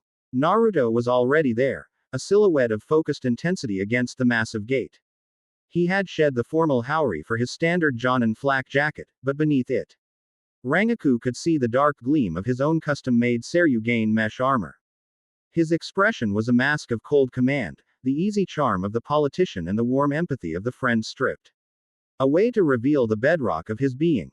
The protector, the commander, the living weapon of Konoha. He was checking a scroll of topographical maps, his blue eyes scanning the terrain with a startling, predatory focus. Report. he said without looking up, his voice clipped. All business. All set, Rangiku replied, matching his professional tone. Yoruichi is briefed on the contingency. She's la SS then thrilled about being on lockdown duty. She's the fastest person in the village besides my father and me. If something goes wrong here, she's the only one who can get a warning back to the walls before it's too late, he stated. Rolling up the scroll, he finally looked at her, his gaze sweeping over her new gear in a quick, appraising glance.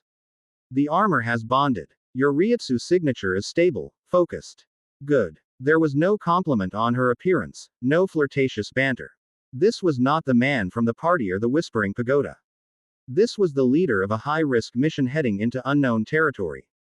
And his absolute focus was both intimidating and deeply reassuring. He was exactly who she needed him to be right now. The target area is 150 kilometers northeast of here. On the border with the land of hot water, he continued, pointing to a spot on the map now held open by a clone he'd created in a silent puff of smoke. It's a dense, primordial forest. Known to the locals as the Juboko Woods, the vampire tree forest. It's always had a strange natural energy. Dense, wild. The scout team's last known position was at the forest's heart. Any idea what we're facing? Rangiku asked, her hand resting on Heineka's hilt. None. The final transmission was garbled audio. Analysis picked up three distinct things. The captain screaming orders to fall back. The sound of something crystalline shattering, and a high-frequency energy wave that fried their communications device. He looked her directly in the eye, the moonlight reflecting in their azure depths. We go in fast and quiet. No overt energy signatures until we make contact. We locate survivors, identify the threat, assess its capabilities. We do not engage unless we have no other choice. This is a reconnaissance and rescue mission, not an extermination. Understood. Understood. Taicho, Rangiku replied, the formal Shinigami term for captain slipping out instinctively. A flicker of something. Surprise. Approval. Crossed Naruto's face before the mask of command slammed back down. Let's move. He didn't run. He simply vanished. For a split second, Rangiku's senses reeled, trying to track his movement. Then, her training kicked in. She pushed off, her own Shinigami Shunpo, flash step, a blur of motion. It was fast, faster than any shinobi she had seen, but Naruto was still faster. He moved through the trees not as a man running, but as a current of air, a whisper in the leaves. His control over his own energy was so absolute that he left almost no trail, no scent, no disturbance. It was the most perfect stealth she had ever witnessed. She pushed herself to keep pace, the wind whipping past her face, the world a blur of silver-lit trees and dark, rushing earth. They covered the 150 kilometers in a little over 2 hours, a testament to their incredible speed. The transition was not gradual. One moment they were in a healthy, thriving forest, the air alive with the chirping of night insects and the scent of damp earth. The next, they crossed an invisible threshold, and everything changed. Silence. It was a profound, unnatural silence that pressed in on the ears. There were no insects, no calls of nocturnal animals. The air grew cold, stagnant, carrying a foul, coppery sweet smell like rotting leaves and old blood. The trees themselves were wrong. They were gaunt, skeletal things. Their bark a sickly, grayish-white and peeling away to reveal wood that looked disturbingly like pale, dry bone. The ground was not soil but a carpet of brittle, gray moss that crunched underfoot like glass. And everywhere, there were the crystals. They grew out of the ground, from the trunks of the dead trees, like grotesque, cancerous fungi. They were a dull, milky white, absorbing the moonlight rather than reflecting it. They pulsed with a faint, nauseating internal light, and Rangiku could feel them drinking. They were leeches, parasites sucking the very life, the very energy out of the environment. Jagan, Naruto's voice was a low growl from a branch above her. The evil eye. It's a parasitic crystalline organism that feeds on natural energy. They only ever read about it in my clan's most ancient, forbidden scrolls. It was supposed to have been wiped out during the time of the Sage of Six Paths. It shouldn't exist. It's feeding on the chakra in the earth, in the trees. Rangiku whispered, feeling a wave of nausea. Her own spiritual senses were being assaulted. It felt like being in a room where all the air was being slowly sucked out. More than that, Naruto corrected, dropping silently to the ground beside her.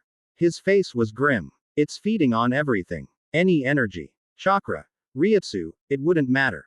It just consumes. They moved deeper into the corrupted woods. The silence broken only by the crunch of the dead moss. Soon, they found what they were looking for. And it was worse than they had imagined. The first member of the scout team was little more than a desiccated husk, slumped against a tree. His eyes and mouth were wide open in a silent scream, his skin stretched taut over his bones like dried leather.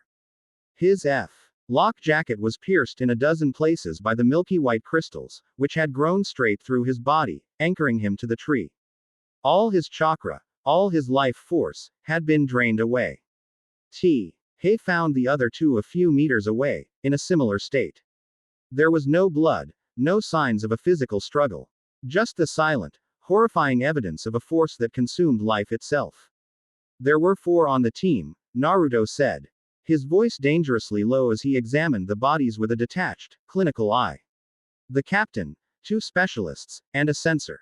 The sensor is missing. Rangiku's hand tightened on the hilt of her new tanto, the cool touch of the Seryugain a comforting reality in this nightmare landscape. The screaming on the comms was likely the captain ordering the sensor to run, Naruto finished. He closed his eyes, his own senses expanding, not with chakra, but with the pure nature energy he commanded. Rangiku watched, fascinated, as a faint, azure aura enveloped him. The corrupting influence of the Dragon crystals seemed to recoil from his presence, the nauseating feeling in the air lessening slightly in his immediate vicinity. There, he said, his eyes snapping open. A flicker. A tiny, terrified spark of life, trying to hide its energy. Northeast. She's alive. They moved again, faster this time. They found her at the base of a small cliff, huddled in a narrow crevice. Shielded by a barrier of what looked like shimmering, razor-sharp ice. She was a young woman, perhaps a few years younger than Naruto, with pale skin and long, snow-white hair that seemed to absorb the moonlight. She was shivering uncontrollably, her eyes, a striking shade of amethyst, wide with terror. She wore the standard Konoha flak jacket, now torn and battered, and clutched a broken kunai in a white-knuckled grip. This was Kazuhana Koyuki, and her Kekkei Genkei was more of a curse than a gift in this place. Her clan's unique ice release wasn't based on water and wind manipulation, but on drawing out and crystallizing the latent energy in the atmosphere itself. She could see the world as a complex lattice of energy patterns, and right now, she was watching a monster slowly devour it. As Naruto and Rangiku approached, she flinched, raising her ice shield. "Stay back," she cried, her voice hoarse and cracked. "It'll sense you. It'll drain you like it drained the others." "We're from Konoha," Naruto said, his voice calm and steady, projecting an aura of absolute confidence that cut through her fear. He stopped a safe distance away, holding up a hand to show he meant no harm. "I'm Naruto Uzumaki. We're here to bring you home." Tears welled in Koyuki's amethyst eyes. "You can't," she whispered, her body trembling. "You can't fight it. It doesn't have a body. It's the forest. It's everything. I can see it. It's a web of hunger. Captain Idate. He told me to run. He and the others, they bought me time. You've done well to survive, Kazuhana-san," Naruto said, his tone gentle. "Your ice barrier is brilliant. It's not made of chakra, but of crystallized ambient energy, so it has a low signature. The Dragon can barely see it. But you can't maintain it forever." He took a step closer. And the ground between them erupted. A dozen crystalline spears, the same milky white as the growths, burst from the dead moss, aimed directly at Naruto's heart. The attack was unnaturally fast, utterly silent. But Naruto was faster. He didn't move. He didn't draw a weapon. He simply raised a hand, and a wall of pure, crackling azure lightning materialized in front of him, a shield of raw, untamable energy. The crystalline spears slammed into it and were instantly, violently, vaporized into nothingness. The forest itself seemed to scream, a high-pitched, psychic shriek that vibrated in their skulls. The Dragon now knew they were here. "Rangiku." Naruto barked, not an order but a command born of perfect trust. "The girl. Get her out of here. I'll draw its attention." "Not a chance." Rangiku shot back, drawing both Heineka and the Seryugain Tonto. We fight this thing together. The ground began to tremble as the Dragon focused its full power on them. Dozens, then, hundreds of crystalline constructs began to form from the ground and the trees. Some were sharp, jagged spears, others were vaguely humanoid figures with scythe-like arms, all of them moving with a silent, deadly purpose. Growl!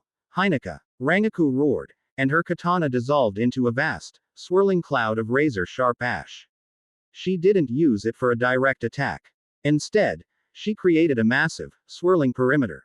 A defensive vortex of millions of tiny blades that shredded any crystal construct that tried to approach. It was a perfect area denial technique. Naruto's eyes flashed with approval. Her strategy gave him the space he needed. All right then. Let's show this overgrown rock collection what a real dragon looks like. He moved into the heart of the oncoming wave. He was a blur of blue and gold. A tempest of controlled violence. He didn't use large-scale jutsu. His movements were precise, economical, and devastating. He held a kunai in a reverse grip, the metal glowing with the same azure lightning as his shield. Each time a crystal golem swung at him, he would flow around the attack, and a single, precise jab of the lightning-infused kunai would cause the entire construct to overload and shatter into dust. Rangiku held the defensive line, her ash cloud a swirling wall of death.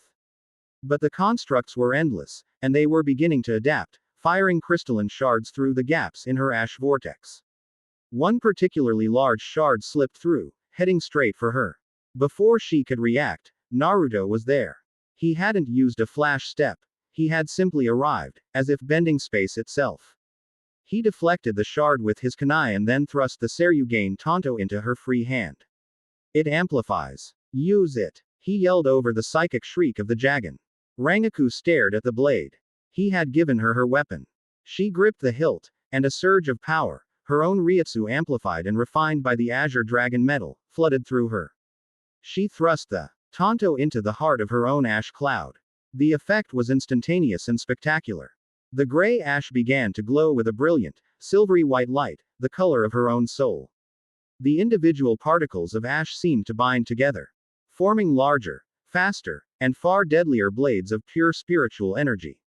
Her defensive vortex had become a meat grinder of soul-cutting steel. From her crevice, Koyuki watched in stunned silence. Her Kekkei Genkai allowed her to see their energy, and it was the most beautiful, terrifying thing she had ever witnessed.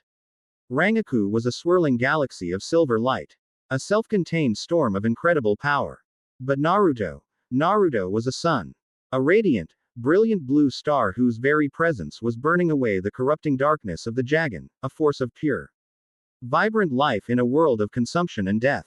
It's not enough. Naruto grunted, shattering another golem. We're just fighting the symptoms. The heart of the dragon is a nexus, a core crystal.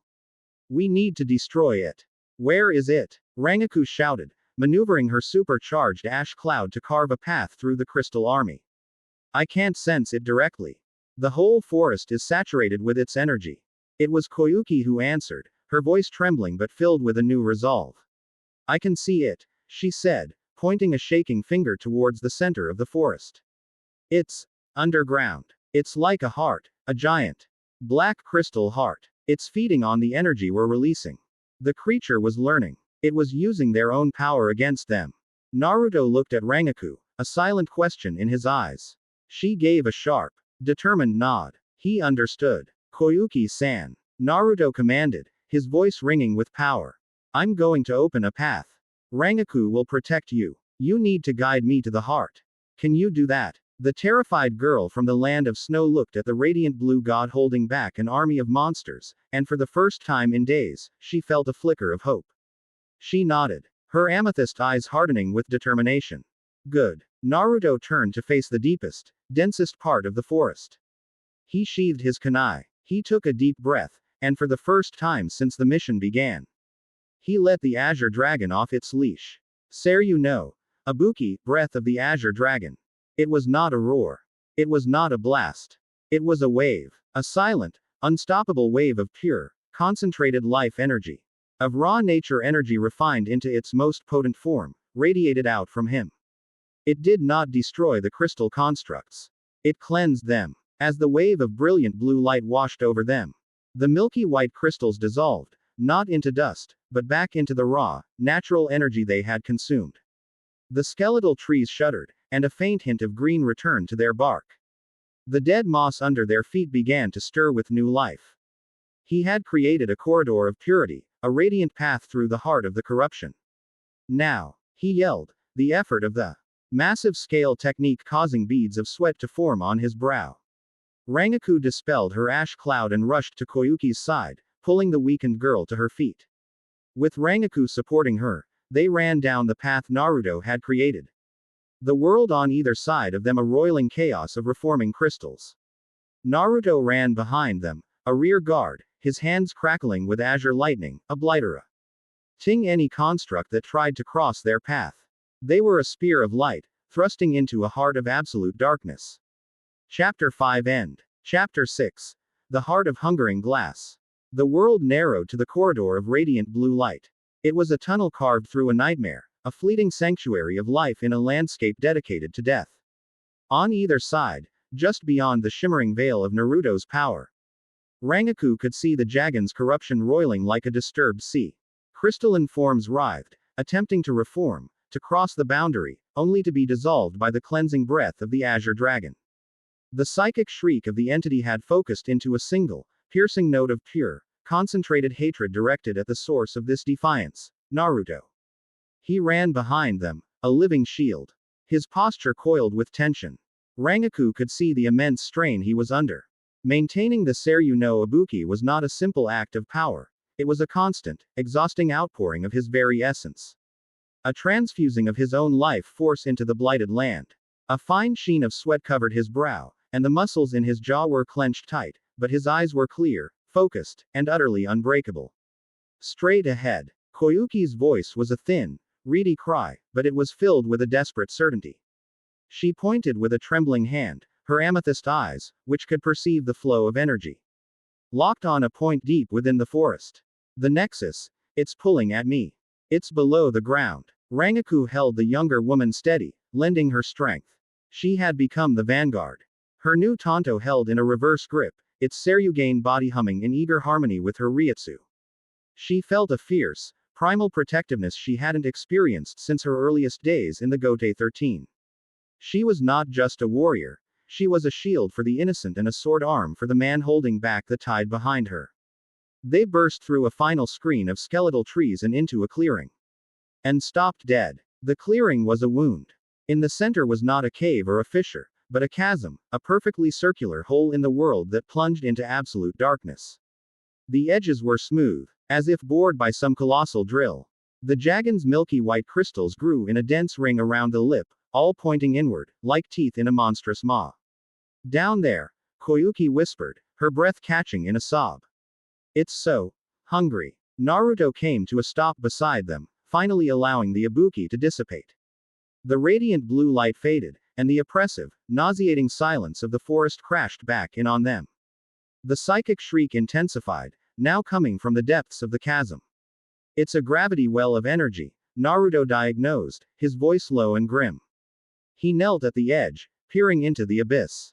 It's pulling all the natural energy in the region into itself. He looked back at them, his face illuminated by the faint, pulsing light of the crystals. There's no turning back. It knows we're here. If we retreat now, it will just continue to grow, and next time it will be 100 times stronger. He stood up, his decision made. Rangiku, you take the lead with Koyuki. Your senses are better attuned to hostile spiritual entities. I'll cover our backs. We descend. The descent was a journey into an alien geology. There were no stairs, only a steep, spiraling path that hugged the inner wall of the chasm. As they moved deeper, the milky white crystals vanished, replaced by something new. The walls were lined with a different mineral, a sharp, obsidian black crystal that seemed to absorb all light. It was faceted and geometrically perfect, like the inside of a massive, black geode.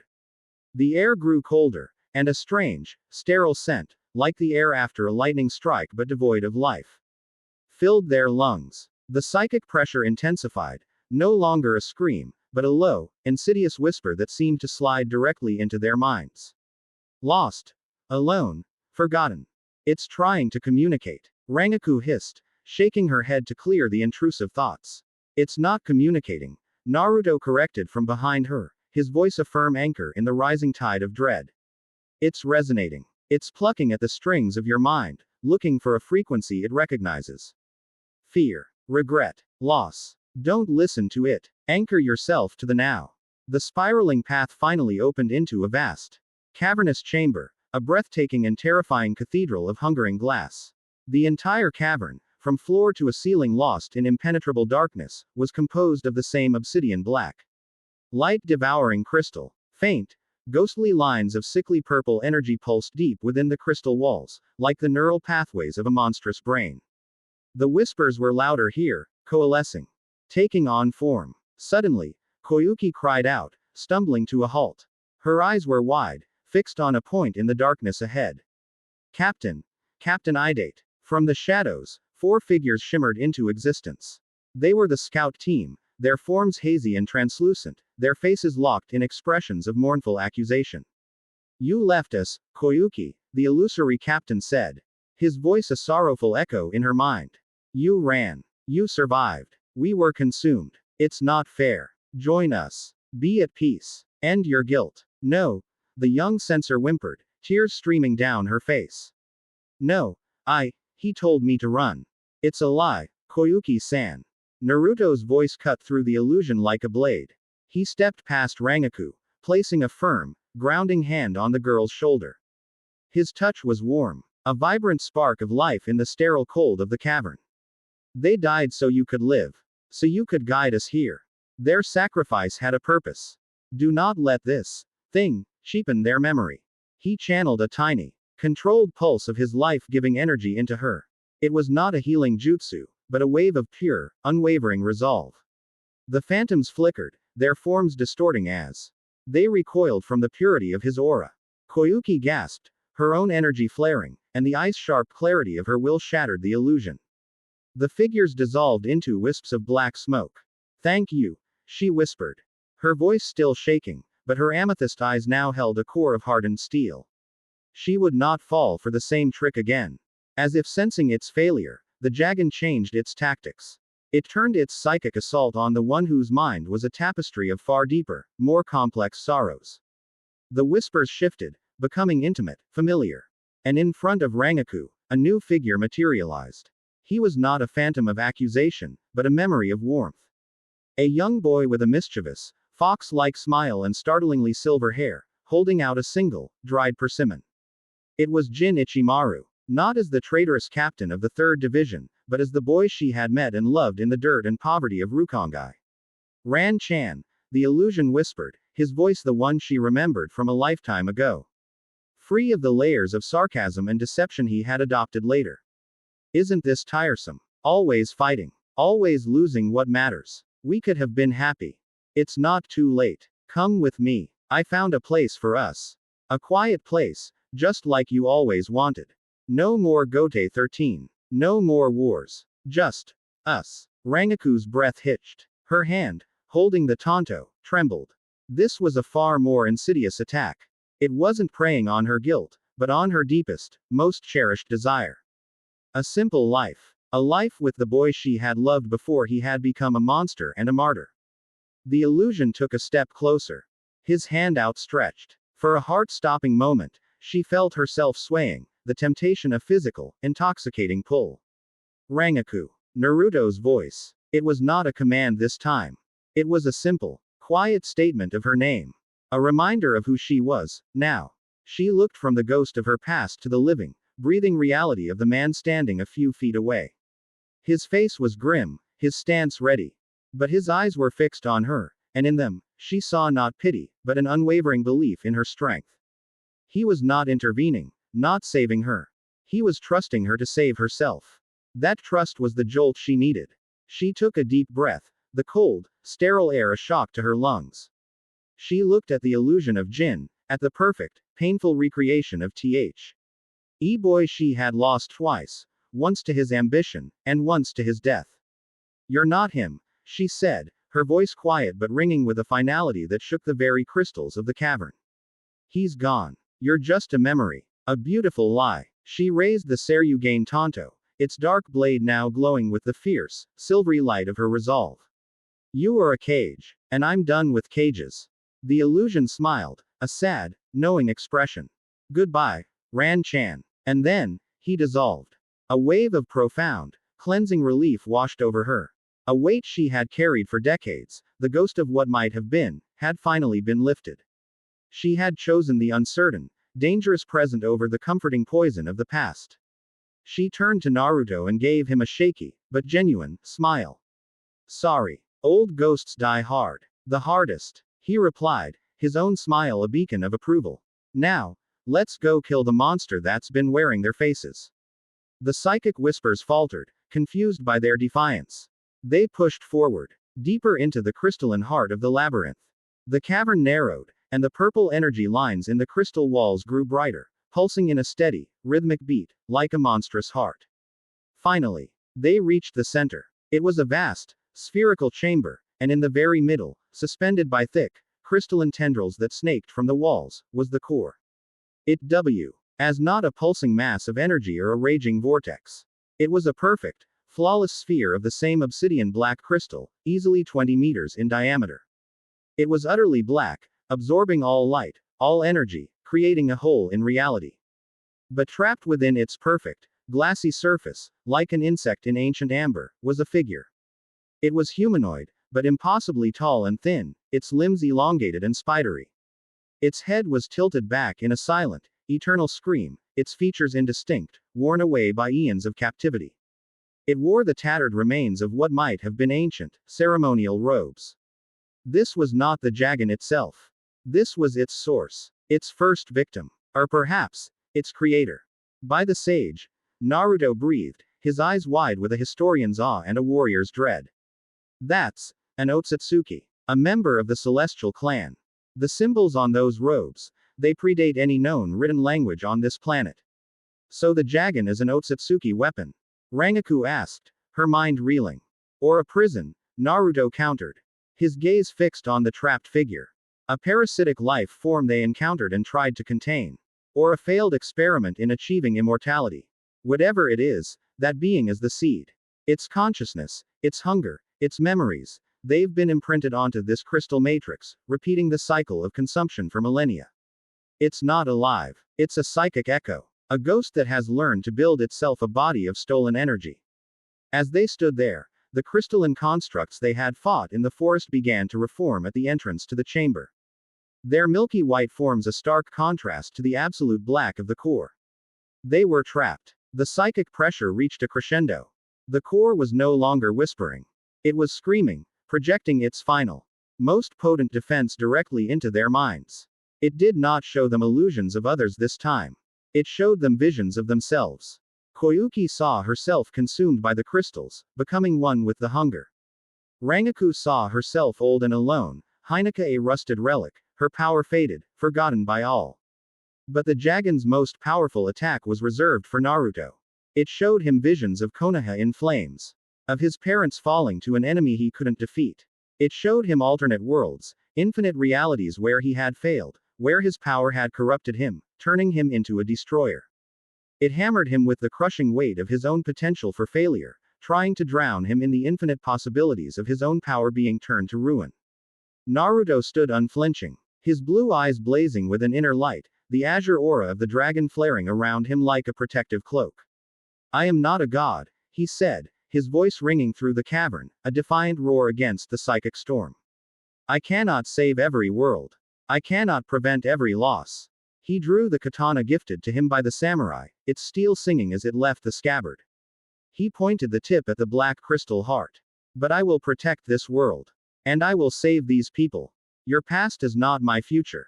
The psychic storm broke against the shores of his indomitable will. They were free. They stood before the ancient, hungry heart of glass, their path of retreat cut off.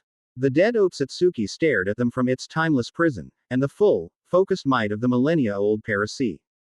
Te was now bent on one singular purpose, their utter consumption. Chapter 6 End. Chapter 7. Symphony of Ash and Azure. The battle began not with a clash of steel, but with a declaration of defiance. The milky white golems, animated by the Dragon's singular will to consume, surged forward from the cavern entrance. They moved with an unnatural silence, a tide of grasping limbs and crystalline claws intent on overwhelming the intruders. Naruto didn't wait for them. He met the wave head on, a blur of motion that was less a charge and more an eruption of controlled force. He moved between the constructs. A fluid dance of evasion and destruction. He held his gifted katana in one hand, the blade now sheathed in a crackling aura of azure lightning. Each swing was not a brutish hack, but a precise, surgical strike. The moment the supercharged blade touched a golem, the Dragon's parasitic energy was violently destabilized. The constructs didn't just break, they detonated in silent, implosive flashes of milky light, dissolving into harmless dust. Rangiku, Koyuki, focus on the core. Naruto's voice was a sharp, commanding echo in the vast chamber. Find its weakness. I'll buy you time. Rangiku didn't need to be told twice. She moved to Koyuki's side, her body a shield between the young censor and the ongoing battle. She held her new Tanto, the Seryugain a conduit for her will, and drew Hineka. Growl. Hineka. The cloud of ash was different now. Infused with the latent energy of the Azure Dragon metal, it shimmered with an internal, silvery light. It swirled around Rangiku and Koyuki, not as a defensive perimeter, but as a fine, particulate sensor array. Each grain of ash was an extension of Rangiku's own senses, allowing her to feel the subtle energy currents in the chamber. She was no longer just a warrior. She was a living sensory instrument. Koyuki-san, she said, her voice low and focused. Tell me what you see. Don't look at the surface. Look through it. Koyuki, EMB, oldened by Naruto's unwavering defense and Rangiku's fierce protection, closed her eyes. Her own Kekkei Genkai flared to life. The world of matter dissolved, replaced by a universe of pure energy. She saw Naruto as a brilliant, raging blue star, a font of unimaginable life. She saw Rangiku as a swirling silver nebula, intricate and deadly. And she saw the core. It's not a solid, she breathed, her voice filled with awe and terror. It's a hole, a drain. Naruto-san's attacks, your energy, it's not being blocked. It's being pulled through, into, somewhere else. It's a prison, but the bars are made of bent space-time. Rangiku processed this instantly. Brute force was useless. Trying to smash the core was like trying to punch a hole in the ocean. They weren't fighting an object. They were fighting a concept. A law of physics twisted into a weapon of hunger. Is there a weak point? Rangiku pressed, her ash cloud lashing out to disintegrate a golem that had gotten too close. No, not a weakness, Koyuki whispered. Her brow furrowed in concentration. A lock. A control point. The Otsutsuki inside isn't the prisoner, it's the key. The Dragon is a dimensional prison built around its consciousness. But after all these millennia, the key has rusted. There are cracks, micro-fractures in the dimensional fabric. I can see one, but it's moving, shifting like a reflection on water. On the other side of the chamber, Naruto landed lightly after shattering the last of the initial wave of golems. He was breathing a little harder now, the continuous output of refined lightning chakra taking a minor toll. He looked over at the core, then at the women. He had heard Koyuki's analysis. A dimensional lock, he mused, his strategic mind piecing together the puzzle. She's right. Otsutsuki dimensional techniques are based on creating stable wormholes between realities. This Dragon isn't just a parasite, it's the anchor point for a failed or forgotten gateway. It doesn't just consume energy, it exports it. He slammed a fist into his palm, his eyes blazing with the fire of revelation. That's it. We can't break it from the outside. That's like trying to knock down a door that opens inward. We have to unlock it. More golems began to form, pouring from the chamber walls themselves. And how do we do that? Rangiku shouted, her ash cloud swirling to meet the new threat. We don't feed it the energy it wants. Naruto yelled back, a brilliant, audacious plan forming in his mind. It consumes. It takes. It drains. That is its fundamental nature. We give it something it cannot process. Something that is its conceptual opposite. We don't feed it power. We feed it life. He looked directly at Rangiku, his blue eyes locking with her violet ones, a silent communication passing between them that transcended words. It was a look of absolute, unshakable trust. Koyuki-san. Naruto commanded, his voice ringing with newfound purpose. You are our eyes. You have to guide us to one of those fractures. He turned to Rangiku. Your Heineka is the only thing versatile enough to act as a delivery system. You'll need to focus your entire ash cloud into a single point, a needle fine enough to pierce a hole between worlds. And me, he said, answering the unasked question. I'm the payload. He closed his eyes and planted his feet, the very crystals of the floor cracking under the force of his stance. I'm going to draw on all the natural energy I can. Not the lightning of the Azure Dragon's wrath, but the pure, creative essence of its heart. It's going to take everything I have. While I'm gathering it, I'll be completely vulnerable. Protect me. It was the ultimate expression of trust.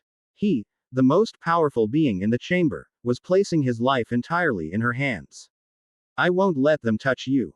Rangiku vowed, her voice a low, fierce promise. The last vestiges of her old detachment, her emotional armor, burned away in the heat of that moment. She turned to Koyuki. Stay with me. Link your senses to mine. We do this together. Koyuki nodded, her fear gone, replaced by a chilling, focused calm. She placed her hands on Rangiku's shoulders, and the world dissolved again into a sea of energy. The symphony began. Naruto was the orchestra. The azure aura around him exploded, a blinding column of pure, life-giving energy that pushed back the oppressive darkness. The air in the cavern grew warm. The sterile scent replaced by the smell of spring rain and blooming flowers. The black crystals of the walls began to glow with a faint, internal green light as the dormant, stolen life force within them was reawakened. He was not a warrior now. He was a creator, a conduit for the raw, untamed power of a living world. Rangiku was the conductor. Her ash cloud, which had been a raging storm, now answered a new call. She stood with her eyes closed, her senses merged with Koyuki's, her entire being focused on a single task. The millions of swirling particles of ash began to coalesce, drawing inward. Compressing, spinning faster and faster. The silver nebula became a spiraling galaxy, and then a single, impossibly dense point of light. From that point, a single, shimmering lance of pure, solidified ash extended, finer than a surgeon's scalpel, more stable than diamond. It was her soul, forged into a key. Koyuki was the composer, reading the impossible score WRITTEN in the language of light and energy. Through her eyes, Rangiku saw the target. A flickering, infinitesimal point of instability on the surface of the black sphere, a tiny ripple in the fabric of forever.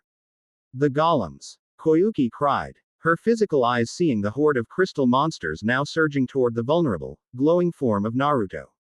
They will not pass, Rangiku grunted, the strain of maintaining the ash lance immense. With her free hand, she drew her Seryugain Tanto. A wave of her amplified Ryutsu, a pure white arc of soul-crushing force, shot from the blade, bisecting the first rank of golems. She became a whirlwind of silver and white, her blade a blur, her ash lance held steady, pointed at the heart of the enemy, while a storm of her own making held the line. She was doing two impossible things at once, wielding a weapon of cosmic precision while simultaneously fighting a desperate, close-quarters battle. The target is stabilizing, Koyuki yelled. 10 degrees left. Down 2. Steady, steady. Naruto opened his eyes. They were no longer blue. They were solid, radiant gold, the color of pure, undiluted nature energy. The power he had gathered was reaching its peak. Rangiku. Now, he roared. Hold on. Koyuki screamed, her voice cracking under the strain. Just a little more. Now. With a cry that was equal parts effort and exultation, Rangiku thrust the ash lance forward. It did not hit the sphere with an impact. It simply entered. The tip of the shimmering needle touched the dimensional fracture Koyuki had found and slipped through reality itself. Naruto. Rangiku screamed. He unleashed the torrent. The golden energy of 1,000 forests, a million rivers, the very soul of the planet, refined and concentrated through the heart of the Azure Dragon, surged from Naruto. It did not fly through the air. It traveled through his bond of trust with Rangiku, flowing directly into her, through her, and into the ash lance.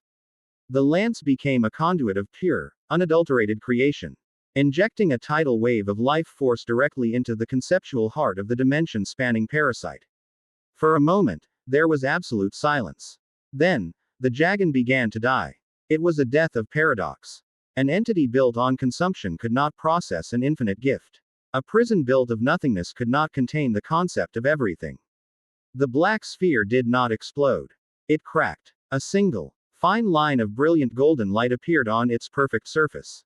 Then another, and another, spreading across its surface like fissures in drying clay. The psychic scream returned, but it was not a scream of hatred. It was a sound of pure, agonized confusion as its very nature was being rewritten. The trapped Otsutsuki within the sphere began to glow, its ancient form turning to golden dust. Its millennia of tormented undeath finally granted release. The black sphere imploded, collapsing in on itself in a silent flash of golden white light. A wave of energy, clean and pure, washed outward from the epicenter. It was not destructive. It was restorative. As it passed over the crystal golems, they dissolved into motes of light. As it washed over the black crystal walls, they transmuted into simple, gray stone, the stolen life force returning to the world. The oppressive psychic pressure vanished, replaced by a profound, peaceful silence. The battle was over. Exhaustion hit them like a physical blow. Koyuki crumpled to the ground, the strain of using her Kekkei Genkai so intensely rendering her unconscious. Rangiku swayed, the ash lance dissolving back into a harmless cloud that settled on the floor around her. Her knees buckled, but before she could fall, a strong arm wrapped around her waist, holding her up. Naruto was pale, the golden HT in his eyes faded back to a weary but brilliant blue. He was leaning on her as much as he was supporting her, their shared exhaustion a testament to the incredible feat they had just accomplished. You did it, Rangiku, he whispered. His voice rough. I've never seen such control. Such power. We did it, she corrected, her head resting against his shoulder, finding a strength she didn't know she had left in his proximity. You, me, and the bravest little censor I've ever met. They stood there for a long moment, in the heart of the now dead labyrinth, surrounded by silence and the linger scent of ozone and newly awakened life. They had faced a creature of cosmic horror, a ghost that ate worlds, and they had won. Not just through power, but through trust, strategy, and a symphony of two worlds, of ash and azure. But as the silence settled, Naruto's brow furrowed. He hadn't just been a conduit for the final attack. He had been connected to the Dragon's core at the moment of its dissolution. The final scream of the Otsutsuki, its last psychic echo as its prison shattered, had not been one of confusion. It had been a warning. A fragmented vision, a jumble of alien thoughts and terrifying images, had been force-fed into his mind. He saw a sky of burning red, a shattered moon, and figures clad in white, their faces cold and impassive, wielding powers that made the Dragon look like a child's toy. And he heard a single, resonant name, a name that echoed with the weight of impending doom. Ashiki. The mission was over. The threat was neutralized. But as Naruto held the exhausted Soul Reaper in his arms, he knew, with a chilling certainty, that they had not just closed a door to a forgotten past. They had opened a window to a terrifying future. Chapter 7 End. Chapter 8. The Weight of a Whisper. The journey back was a silent pilgrimage. The world had returned to its natural state, the forest floor soft with newly revived moss, the air crisp and clean, but the victory felt heavy. Bought at a steep price of energy and innocence. Naruto carried the unconscious form of Koyuki with an effortless gentleness that belied his own staggering exhaustion. The radiant golden aura of the sage was gone, replaced by the deep blue of the dragon, but even that light was dimmed, drawn inward as he focused on the simple, arduous task of putting one foot in front of the other. Rangiku walked beside him, her own steps measured and weary. The adrenaline of the battle had long since faded, leaving behind a bone-deep fatigue and a strange, hollow ache in her soul. She had faced down the ghost of her past and emerged victorious, but the exorcism had left her feeling scoured raw, vulnerable in a way she hadn't been in decades. Her new Seryugain armor, which had felt so alive and powerful in the fight, now felt like a leaden weight, a reminder of the cosmic forces they had brushed against. They moved in a bubble of shared silence, the unspoken understanding between them thicker than any words. Occasionally, Naruto would stumble, his reserves of physical strength finally beginning to protest the colossal output of life force he had expended. Each time, Rangiku would be there, her hand steadying his arm. Her presence a silent affirmation. I am here. I am with you. He would meet her gaze with a tired, grateful smile, and they would continue on, two weary soldiers marching home from a war no one else would ever know they had fought. They didn't use flash steps or high-speed jutsu. The pace was human, deliberately slow, a shared concession to the toll the last few hours had taken. It was in that slow, rhythmic trek through the moon-drenched forest that something profound shifted between them. The roles of protector and protected, guide and guest, had dissolved. They were simply Naruto and Rangiku. Two beings who had walked into the heart of oblivion and pulled each other back out. The Hokage's office was a pool of warm light in the dead of night. Minato Namikaze. He stood before the large window overlooking his sleeping village, his posture rigid.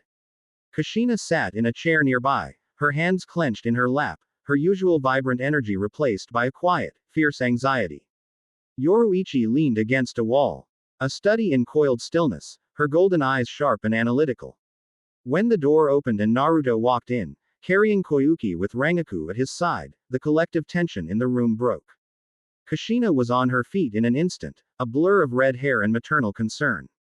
She rushed to her son, her hands fluttering over him, checking for injuries.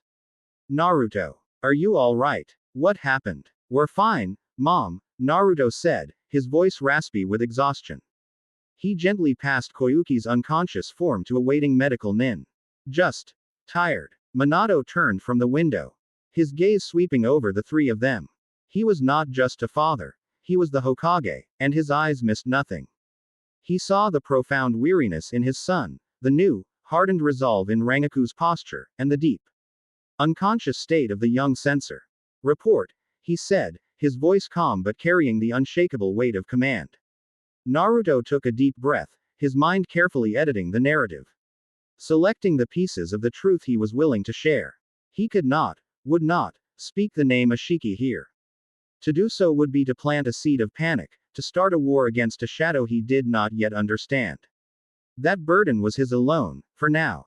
The entity in the Juboko woods was a parasitic, crystalline life form of unknown origin, he began, his voice gaining stray NGTH and clarity as he slipped into the formal cadence of a field commander. Codename Dragon. It operated by consuming all forms of natural and biological energy, converting it into crystalline constructs to defend its core. The scout team was neutralized by this energy-draining property. He recounted the battle in stark, tactical terms. Their discovery of Koyuki, the Dragon's psychic defenses, IT's ability to create illusions based on memory and emotion. When he spoke of Rangiku's role, his voice changed, a note of profound, undeniable respect coloring his words. Lieutenant Matsumoto's abilities were instrumental. Her Zanpakuto, Hinata, proved capable of creating an impassable defensive perimeter. Her strategic thinking under psychic assault was exemplary. She held the line, allowing me the opening I needed to neutralize the core. He described the core as a nexus of condensed, negative energy. He explained their strategy, not of destruction, but of conceptual opposition.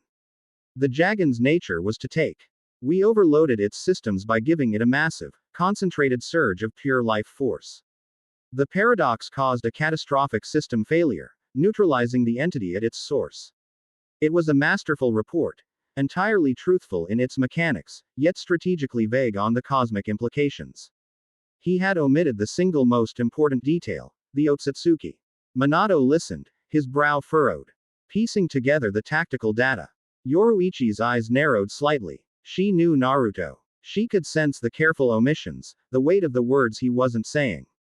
This life force you used, Minato probed. His eyes sharp. Was it your own? The Azure Dragon's. It was, Naruto admitted. It was the only energy signature the Dragon couldn't process. A calculated risk. Kushina's hand flew to her mouth.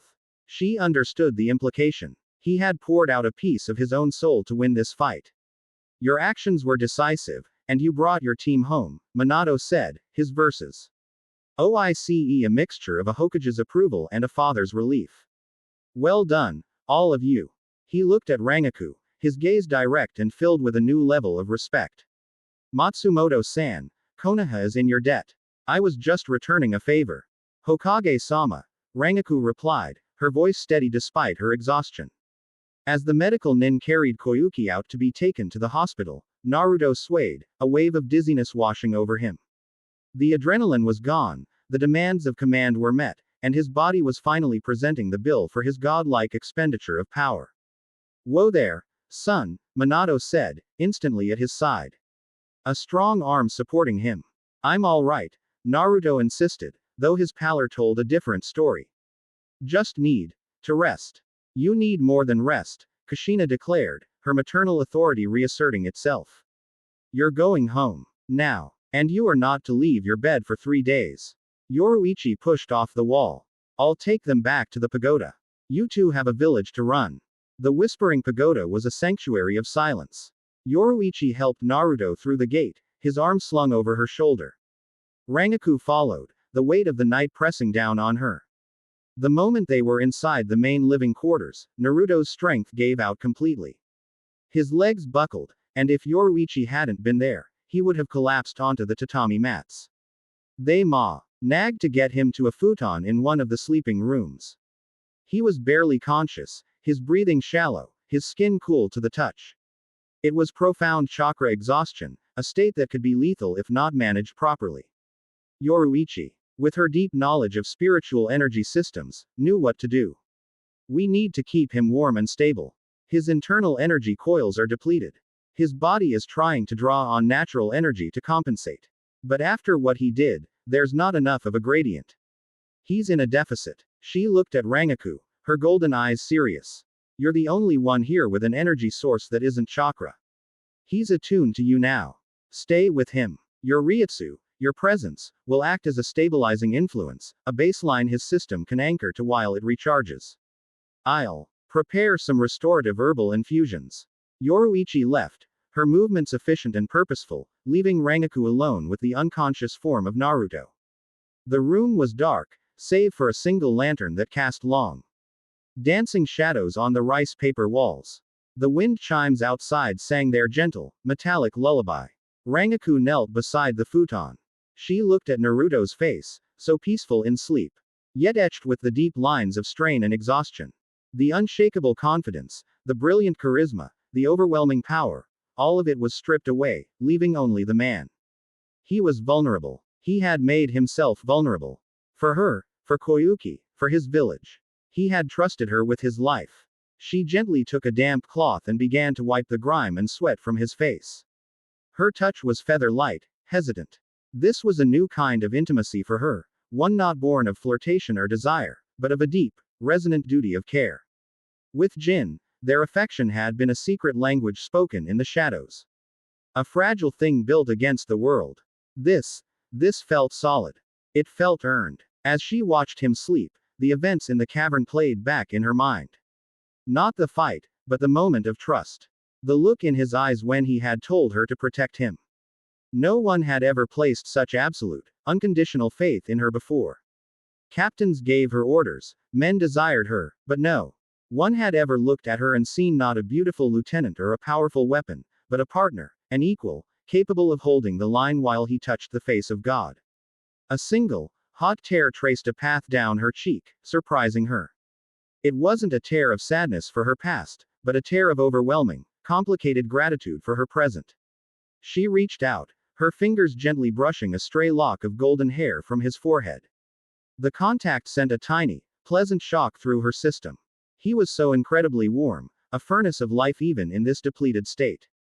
Yoruichi was right. His energy was reaching for hers, not to take, but to anchor. She settled in for the night, her back against the wall, her hand resting lightly on the futon near his arm, a silent sentinel. She would not sleep. She would watch over him. She would be the guardian for the village's guardian. It was a role she accepted without hesitation, a responsibility that felt less like a burden and more like a privilege. Sometime near dawn, he stirred. His eyes fluttering open. They were cloudy with exhaustion, but they focused on her immediately. Rangiku. He rasped, his voice barely a whisper. I'm here, she said softly, leaning closer. Don't try to talk. Just rest. He managed a weak smile. Always giving orders. She couldn't help but smile back. Someone has to. He closed his eyes again, but his hand moved, his fingers finding hers. His grip weak but firm. It was a simple, profound gesture of connection. He was asleep again in moments, but he did not release her hand. Rangiku sat there in the pre-dawn stillness, her hand held in his. The first rays of morning light beginning to filter through the paper screens. She looked at their joined hands, then at his sleeping face. In the heart of the whispering pagoda, surrounded by the quiet strength of Konoha, the beautiful, lonely soul reaper from another world finally felt the last of her old ghosts depart, replaced by the warm, terrifying, and undeniable presence of a new beginning.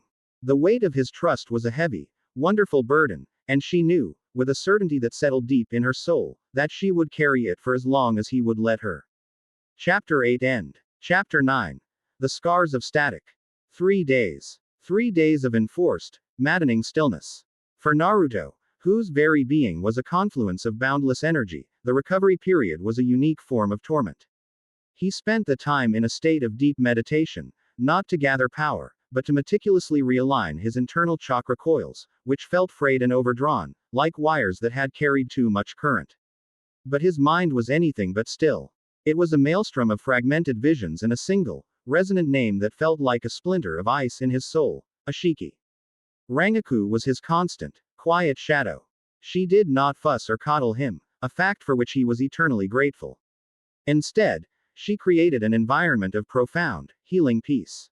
She would sit on the veranda for hours, her back to his room, polishing her new tanto, the repetitive, rhythmic motion a form of meditation in itself. She filled the pagoda with the scent of brewing tea and the soft rustle of silk as she moved. Her presence was a silent, unwavering promise, a warmth that soothed the raw edges of his exhaustion far more than any medical ninjutsu could. The unspoken intimacy that had been forged in the dark of his recovery room lingered in the daylight. A shared glance across the breakfast table held more meaning than 1,000 words. A brief, accidental touch as she handed him a cup of tea sent a jolt of awareness through them both. They were orbiting each other, caught in a new, powerful gravity, waiting for the inevitable, gentle collision. On the morning of the 4th day, the storm of his energy had finally subsided into a calm, deep ocean. He felt centered. He rose, dressed in simple black trousers and a close-fitting gray shirt, and found her on the veranda, watching the sun rise over the Hokage monument. "Good morning," he said, his voice the first he had used in days. It was clear and steady. She turned, a slow, beautiful smile gracing her lips. She assessed him with a practiced eye, noting the return of color to his cheeks, the clarity in his blue eyes. "You look less like a ghost that's been run over by a carriage." "I feel less like one," he admitted, stepping to stand beside her. Their shoulders almost touching. They watched the village slowly wake below them, the first trails of smoke rising from chimneys, the distant sounds of the morning market beginning to stir. "I have to go out today," he said, his tone shifting, becoming more serious. "There are discrepancies in the Dragon's energy signature that I need to cross-reference. Loose ends." It was a carefully constructed half-truth. She didn't question him. She didn't need to. She could see the shadow of a new burden behind his eyes, the weight of the secret he now carried. "Be careful," she said simply. It was not a plea, but a statement of fact, a quiet command. "Always," he promised. The Konoha Grand Archives were not a library. A library was a place of public knowledge, of welcoming light and shared stories. The archives were a fortress. Housed in a windowless, chakra-dampened bunker deep beneath the Hokage Tower, it was the memory of the village, its triumphs, its shames, and its most dangerous secrets. All committed to millions of scrolls, sealed and guarded with lethal prejudice. It was a place of absolute silence, the air thick with the smell of old paper, preservation seals, and the faint, sharp scent of ozone from the security wards. It was the domain of Shirogane Aiko. She sat at a large, perfectly organized desk of polished obsidian at the very center of the main repository, a single, focused beam of light illuminating the ancient, crumbling scroll she was meticulously restoring.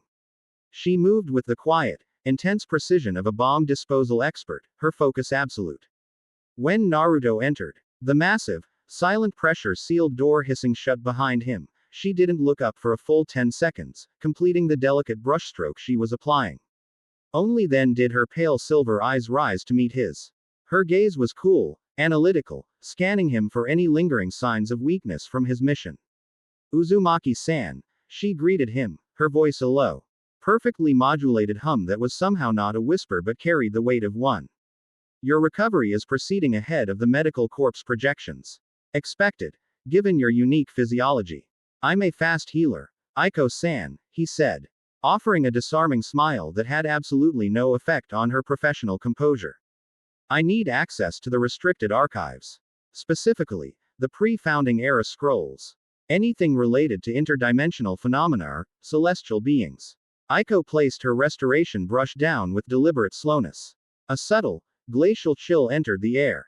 That secti on is classified above the clearance level of a Jonin commander. Access is restricted to the Hokage and the active members of the Elder Council. That is the protocol. Her voice was flat, a simple statement of an unbreachable rule.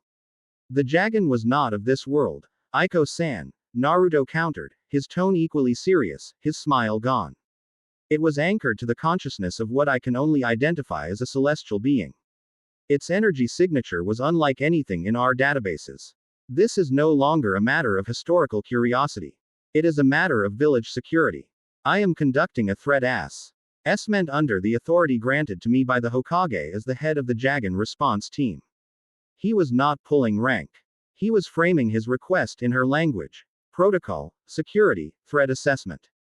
He was showing her that he understood and respected her rules, but that the situation transcended them.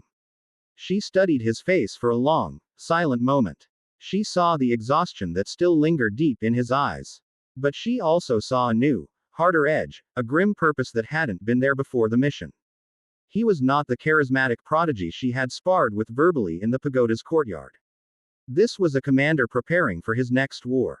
It was this seriousness, this profound sense of responsibility, that she found herself responding to. The celestial archives are fragmented and largely apocryphal, she stated.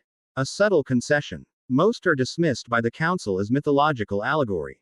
The energy required to even unseal them is substantial. Let me worry about the seals, he said. Aiko stood, her movements a model of fluid efficiency.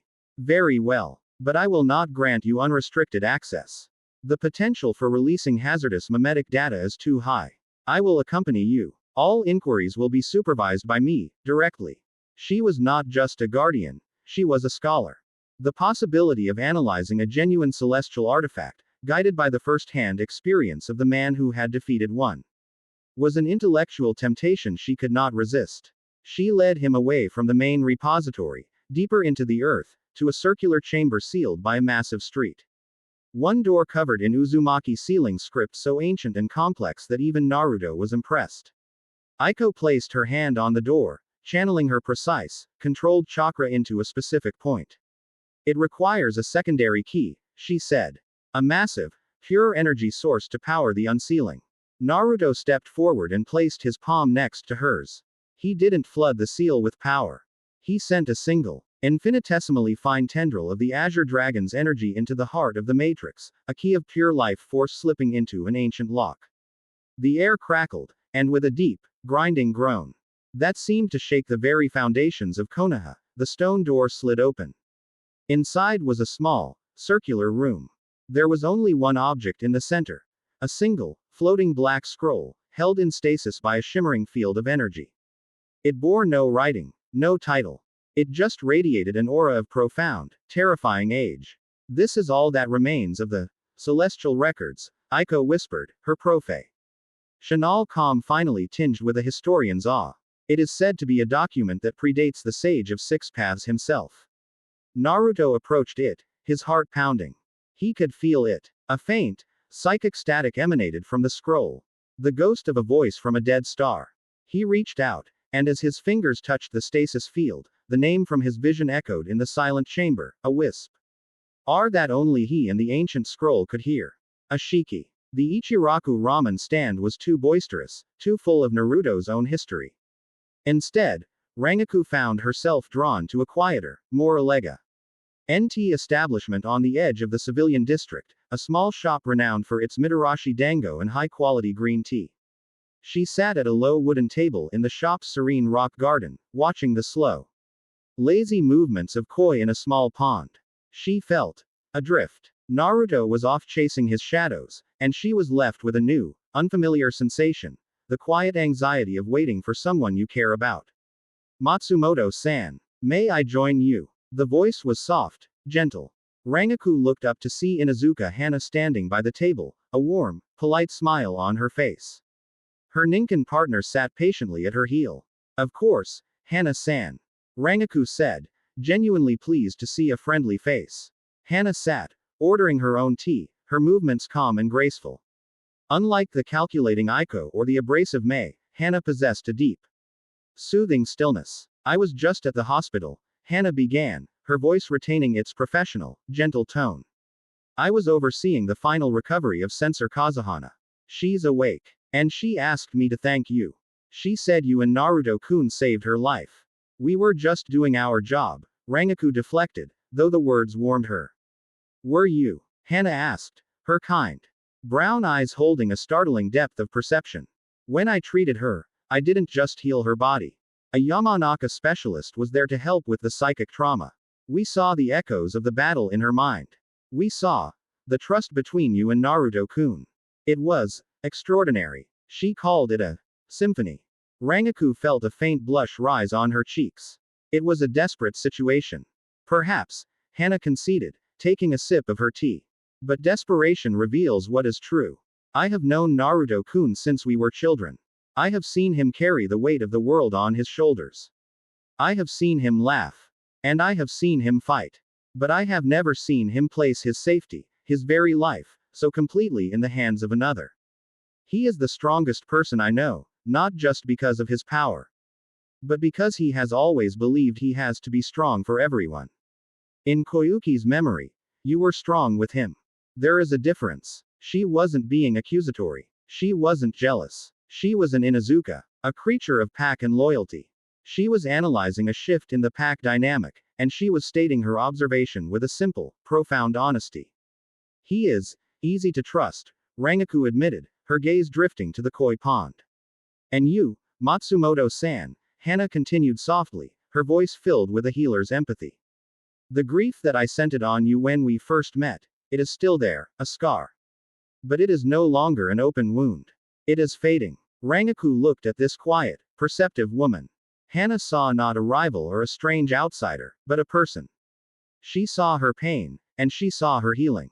In that moment, Rangiku felt a genuine kinship with the gentle veterinary Nin. Thank you, Hana-san, Rangiku said, her voice sincere. For your kindness. Hana simply smiled. Konoha takes care of its own. And you are one of its own now. Whether you know it yet or not. Naruto returned to the Whispering Pagoda as twilight bled across the sky. His face was a mask of controlled neutrality. But Rangiku could see the storm behind it. The research in the archives had given him not answers, but more profound, more terrifying questions. The scroll had not been a history, it had been a warning.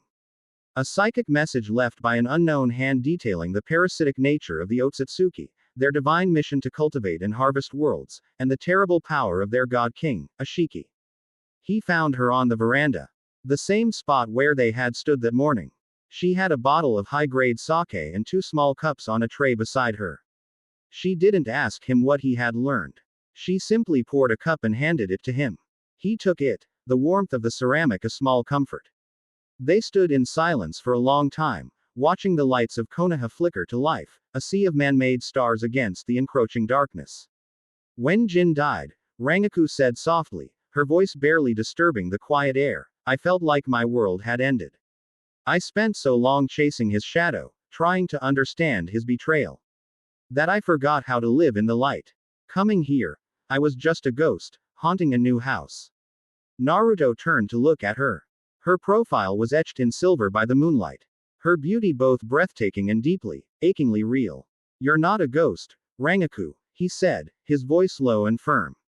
I know, she replied, turning to face him, her violet eyes holding a universe of new emotion. Not anymore. When we were in that cavern, and I saw his face, the illusion, I realized something. I wasn't mourning the man he became. I was mourning the boy he used to be.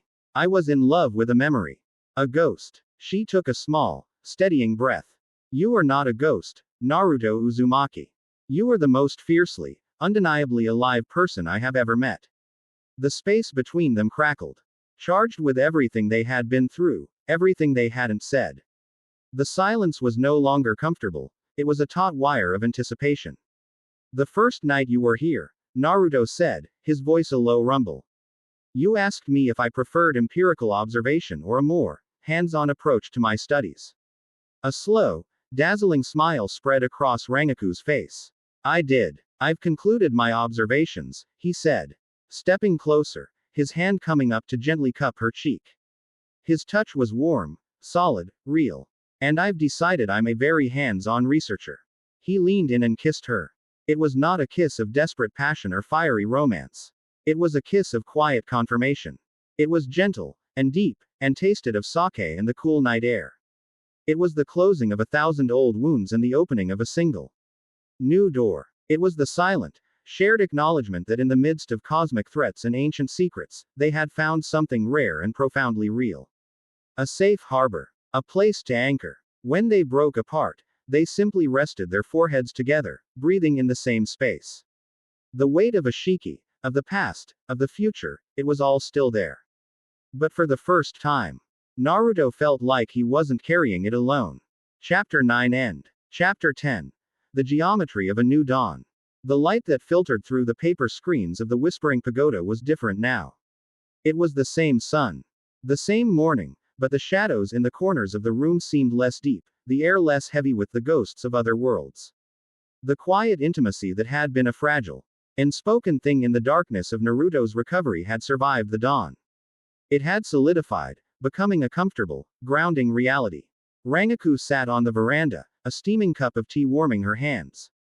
Watching Naruto as he moved through a series of slow, deliberate katas in the courtyard. He was shirtless, his back a roadmap of lean, powerful muscle that shifted and flowed with a grace that was almost hypnotic. He was not training for combat. This was a meditative practice, a gentle reacquaintance with his own body after the profound energy deficit he had endured.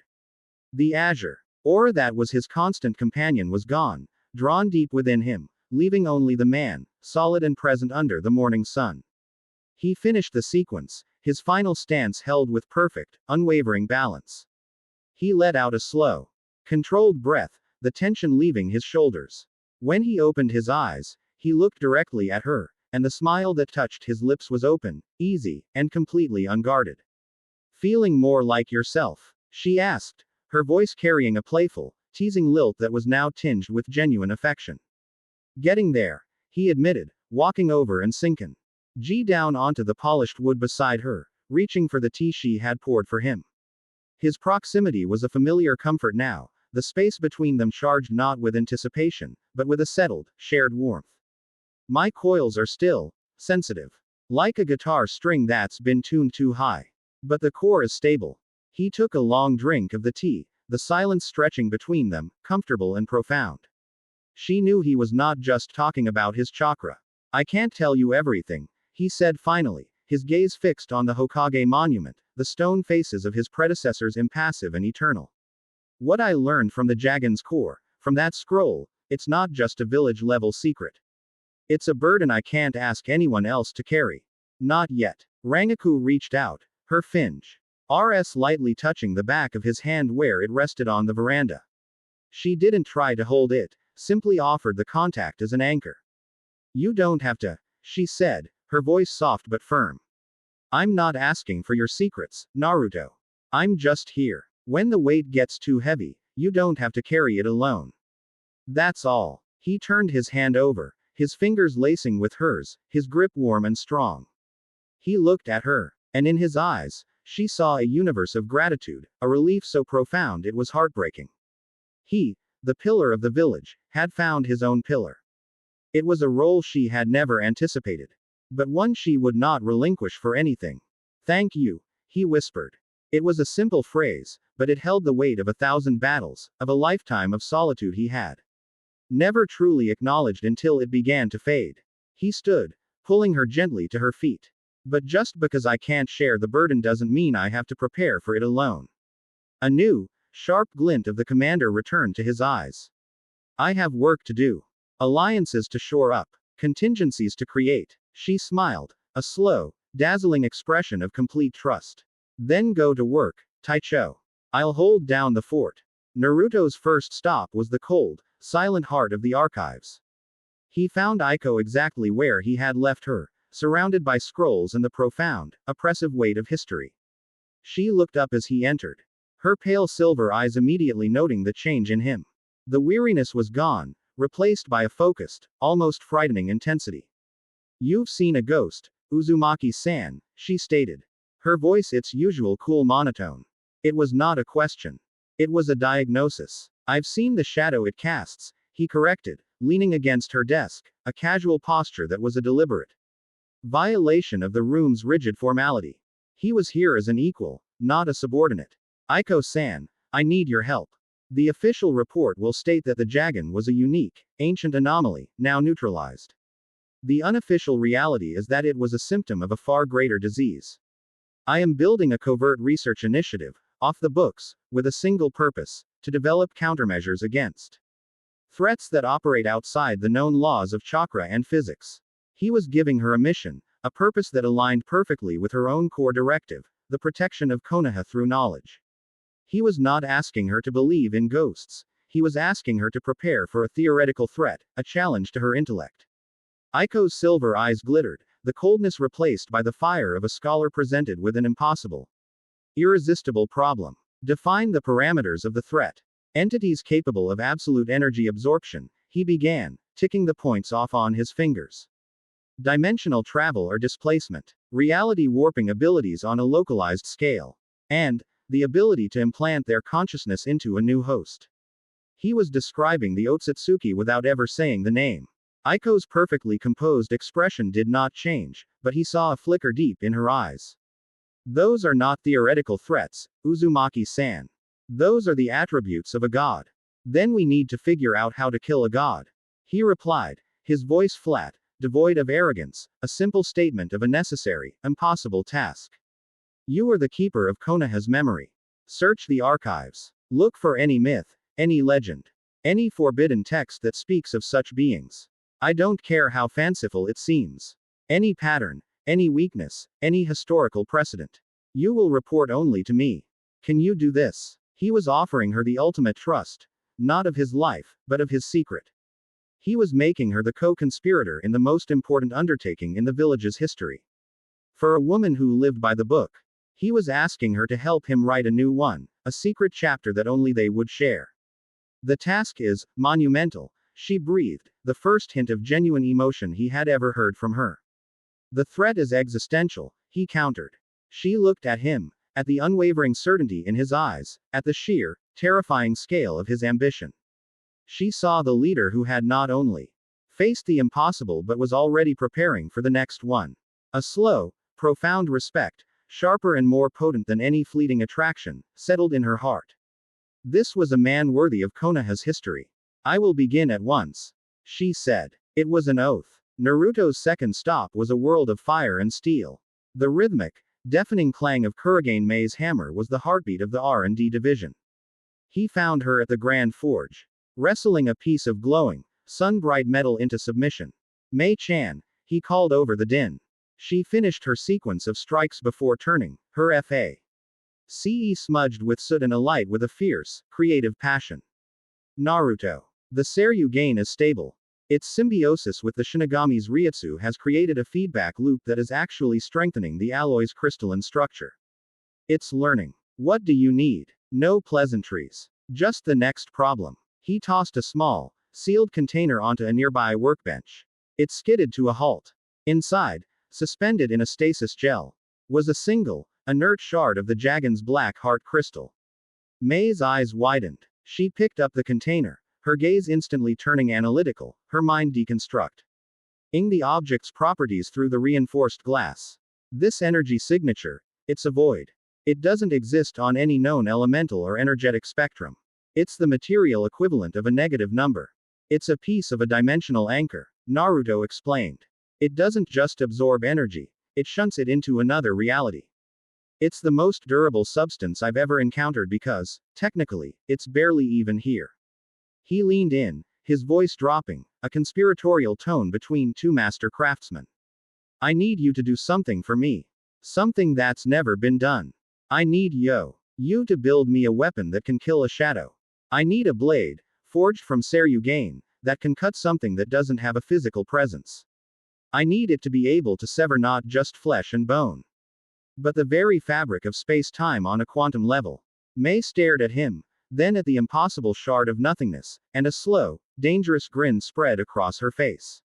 It was the expression of a grandmaster who has just been presented with the most complex, beautiful chess problem she has ever seen. The political machinations of the village, the petty squabbles of the clans, they were meaningless to her. This was real. This was a challenge worthy of her genius, and it was a challenge only Naruto could have conceived of, and only she could possibly solve. It will require a forge that can generate a stable singularity. She mused, her mind already ablaze with impossible physics. And a power source that can oscillate between positive and negative energy states. I'll need to redesign the entire R&D power grid. Whatever it takes, Naruto said. This is our highest priority. She looked at him, her molten steel eyes burning with an intense, shared passion that was more intimate than any touch. He wasn't just her commander or the Hokage's son. He was her collaborator, her only true intellectual peer. Get out of my forge, Naruto, she said, the words a dismissal but the tone a declaration of fervent partnership. You're distracting me. I have work to do. Rangiku found Koyuki in a small, sunlit atrium of the Konoha Hospital, a space reserved for healers and their most delicate work. The young censor was sitting by a fountain, her eyes closed, but she wasn't meditating. She was practicing, extending her senses, learning to differentiate the 1,000 different chakra signatures of the village. She was no longer a terrified victim, she was a student honing her craft. Inuzuka Hana was there, quietly observing, her Ninken partner resting its head in her lap. Matsumoto-san, Hana greeted her with a warm, gentle smile. Koyuki's eyes snapped open, and she scrambled to her feet, bowing deeply. Rangiku-sama, I wanted to thank you. There's no need for that, Koyuki-chan, Rangiku said, her tone easy and reassuring. We were a team. No, the young woman insisted, her amethyst eyes shining with an almost fanatical devotion. You and Naruto-sama, you were a storm. I just pointed the way. I want to be stronger. I want to be able to stand beside you, not behind you. I have already submitted my formal request to the Hokage to be reassigned. I want to serve under Naruto-sama's command, permanently. Her declaration hung in the air, a testament to the profound impact Naruto had on those he saved. He didn't just rescue them, he inspired them to become stronger themselves. Hana watched the exchange, her perceptive gaze shifting to Rangiku. She saw the new, settled peace in the Soul Reaper's posture, the way she carried herself with a newfound sense of belonging. It's good to see you looking so well, Rangiku-san, Hana said, her voice soft. Peace suits you. It's a nice change of pace, Rangiku admitted, a genuine, unforced smile on her lips. She had found something here. In this strange village, surrounded by these fiercely loyal, unexpectedly kind people. She had found a pack. A home. As the sun began to set, casting the faces on the Hokage monument in fiery orange and deep shadow. Naruto returned to the pagoda. He was mentally and emotionally drained, the architect of a secret war, carrying the weight of a future no one else could see. He found Rangiku on the veranda. Exactly where he had left her. She had not been waiting, but simply living, occupying the space with a grace and stillness that was the perfect antidote to the chaos of his day. She had a go board set up between them, the black and white stones gleaming in the twilight. He sank down opposite her, the exhaustion of the day settling on him like a heavy cloak. She didn't ask him how his day was, or if he had succeeded. She simply pushed the bowl of black stones toward him. Your move, she said softly. He picked up a stone, its surface smooth and cool against his fingertips. He looked across the board at her calm, beautiful face illuminated in the dying light. She was his sanctuary, his partner, his equal. The complexities of the coming storm, the shifting allegiances, the impossible challenges, they all faded into the background. The world could wait. He placed his stone on the board, a single, deliberate act. A new game. A new beginning. Together. Chapter 10 End.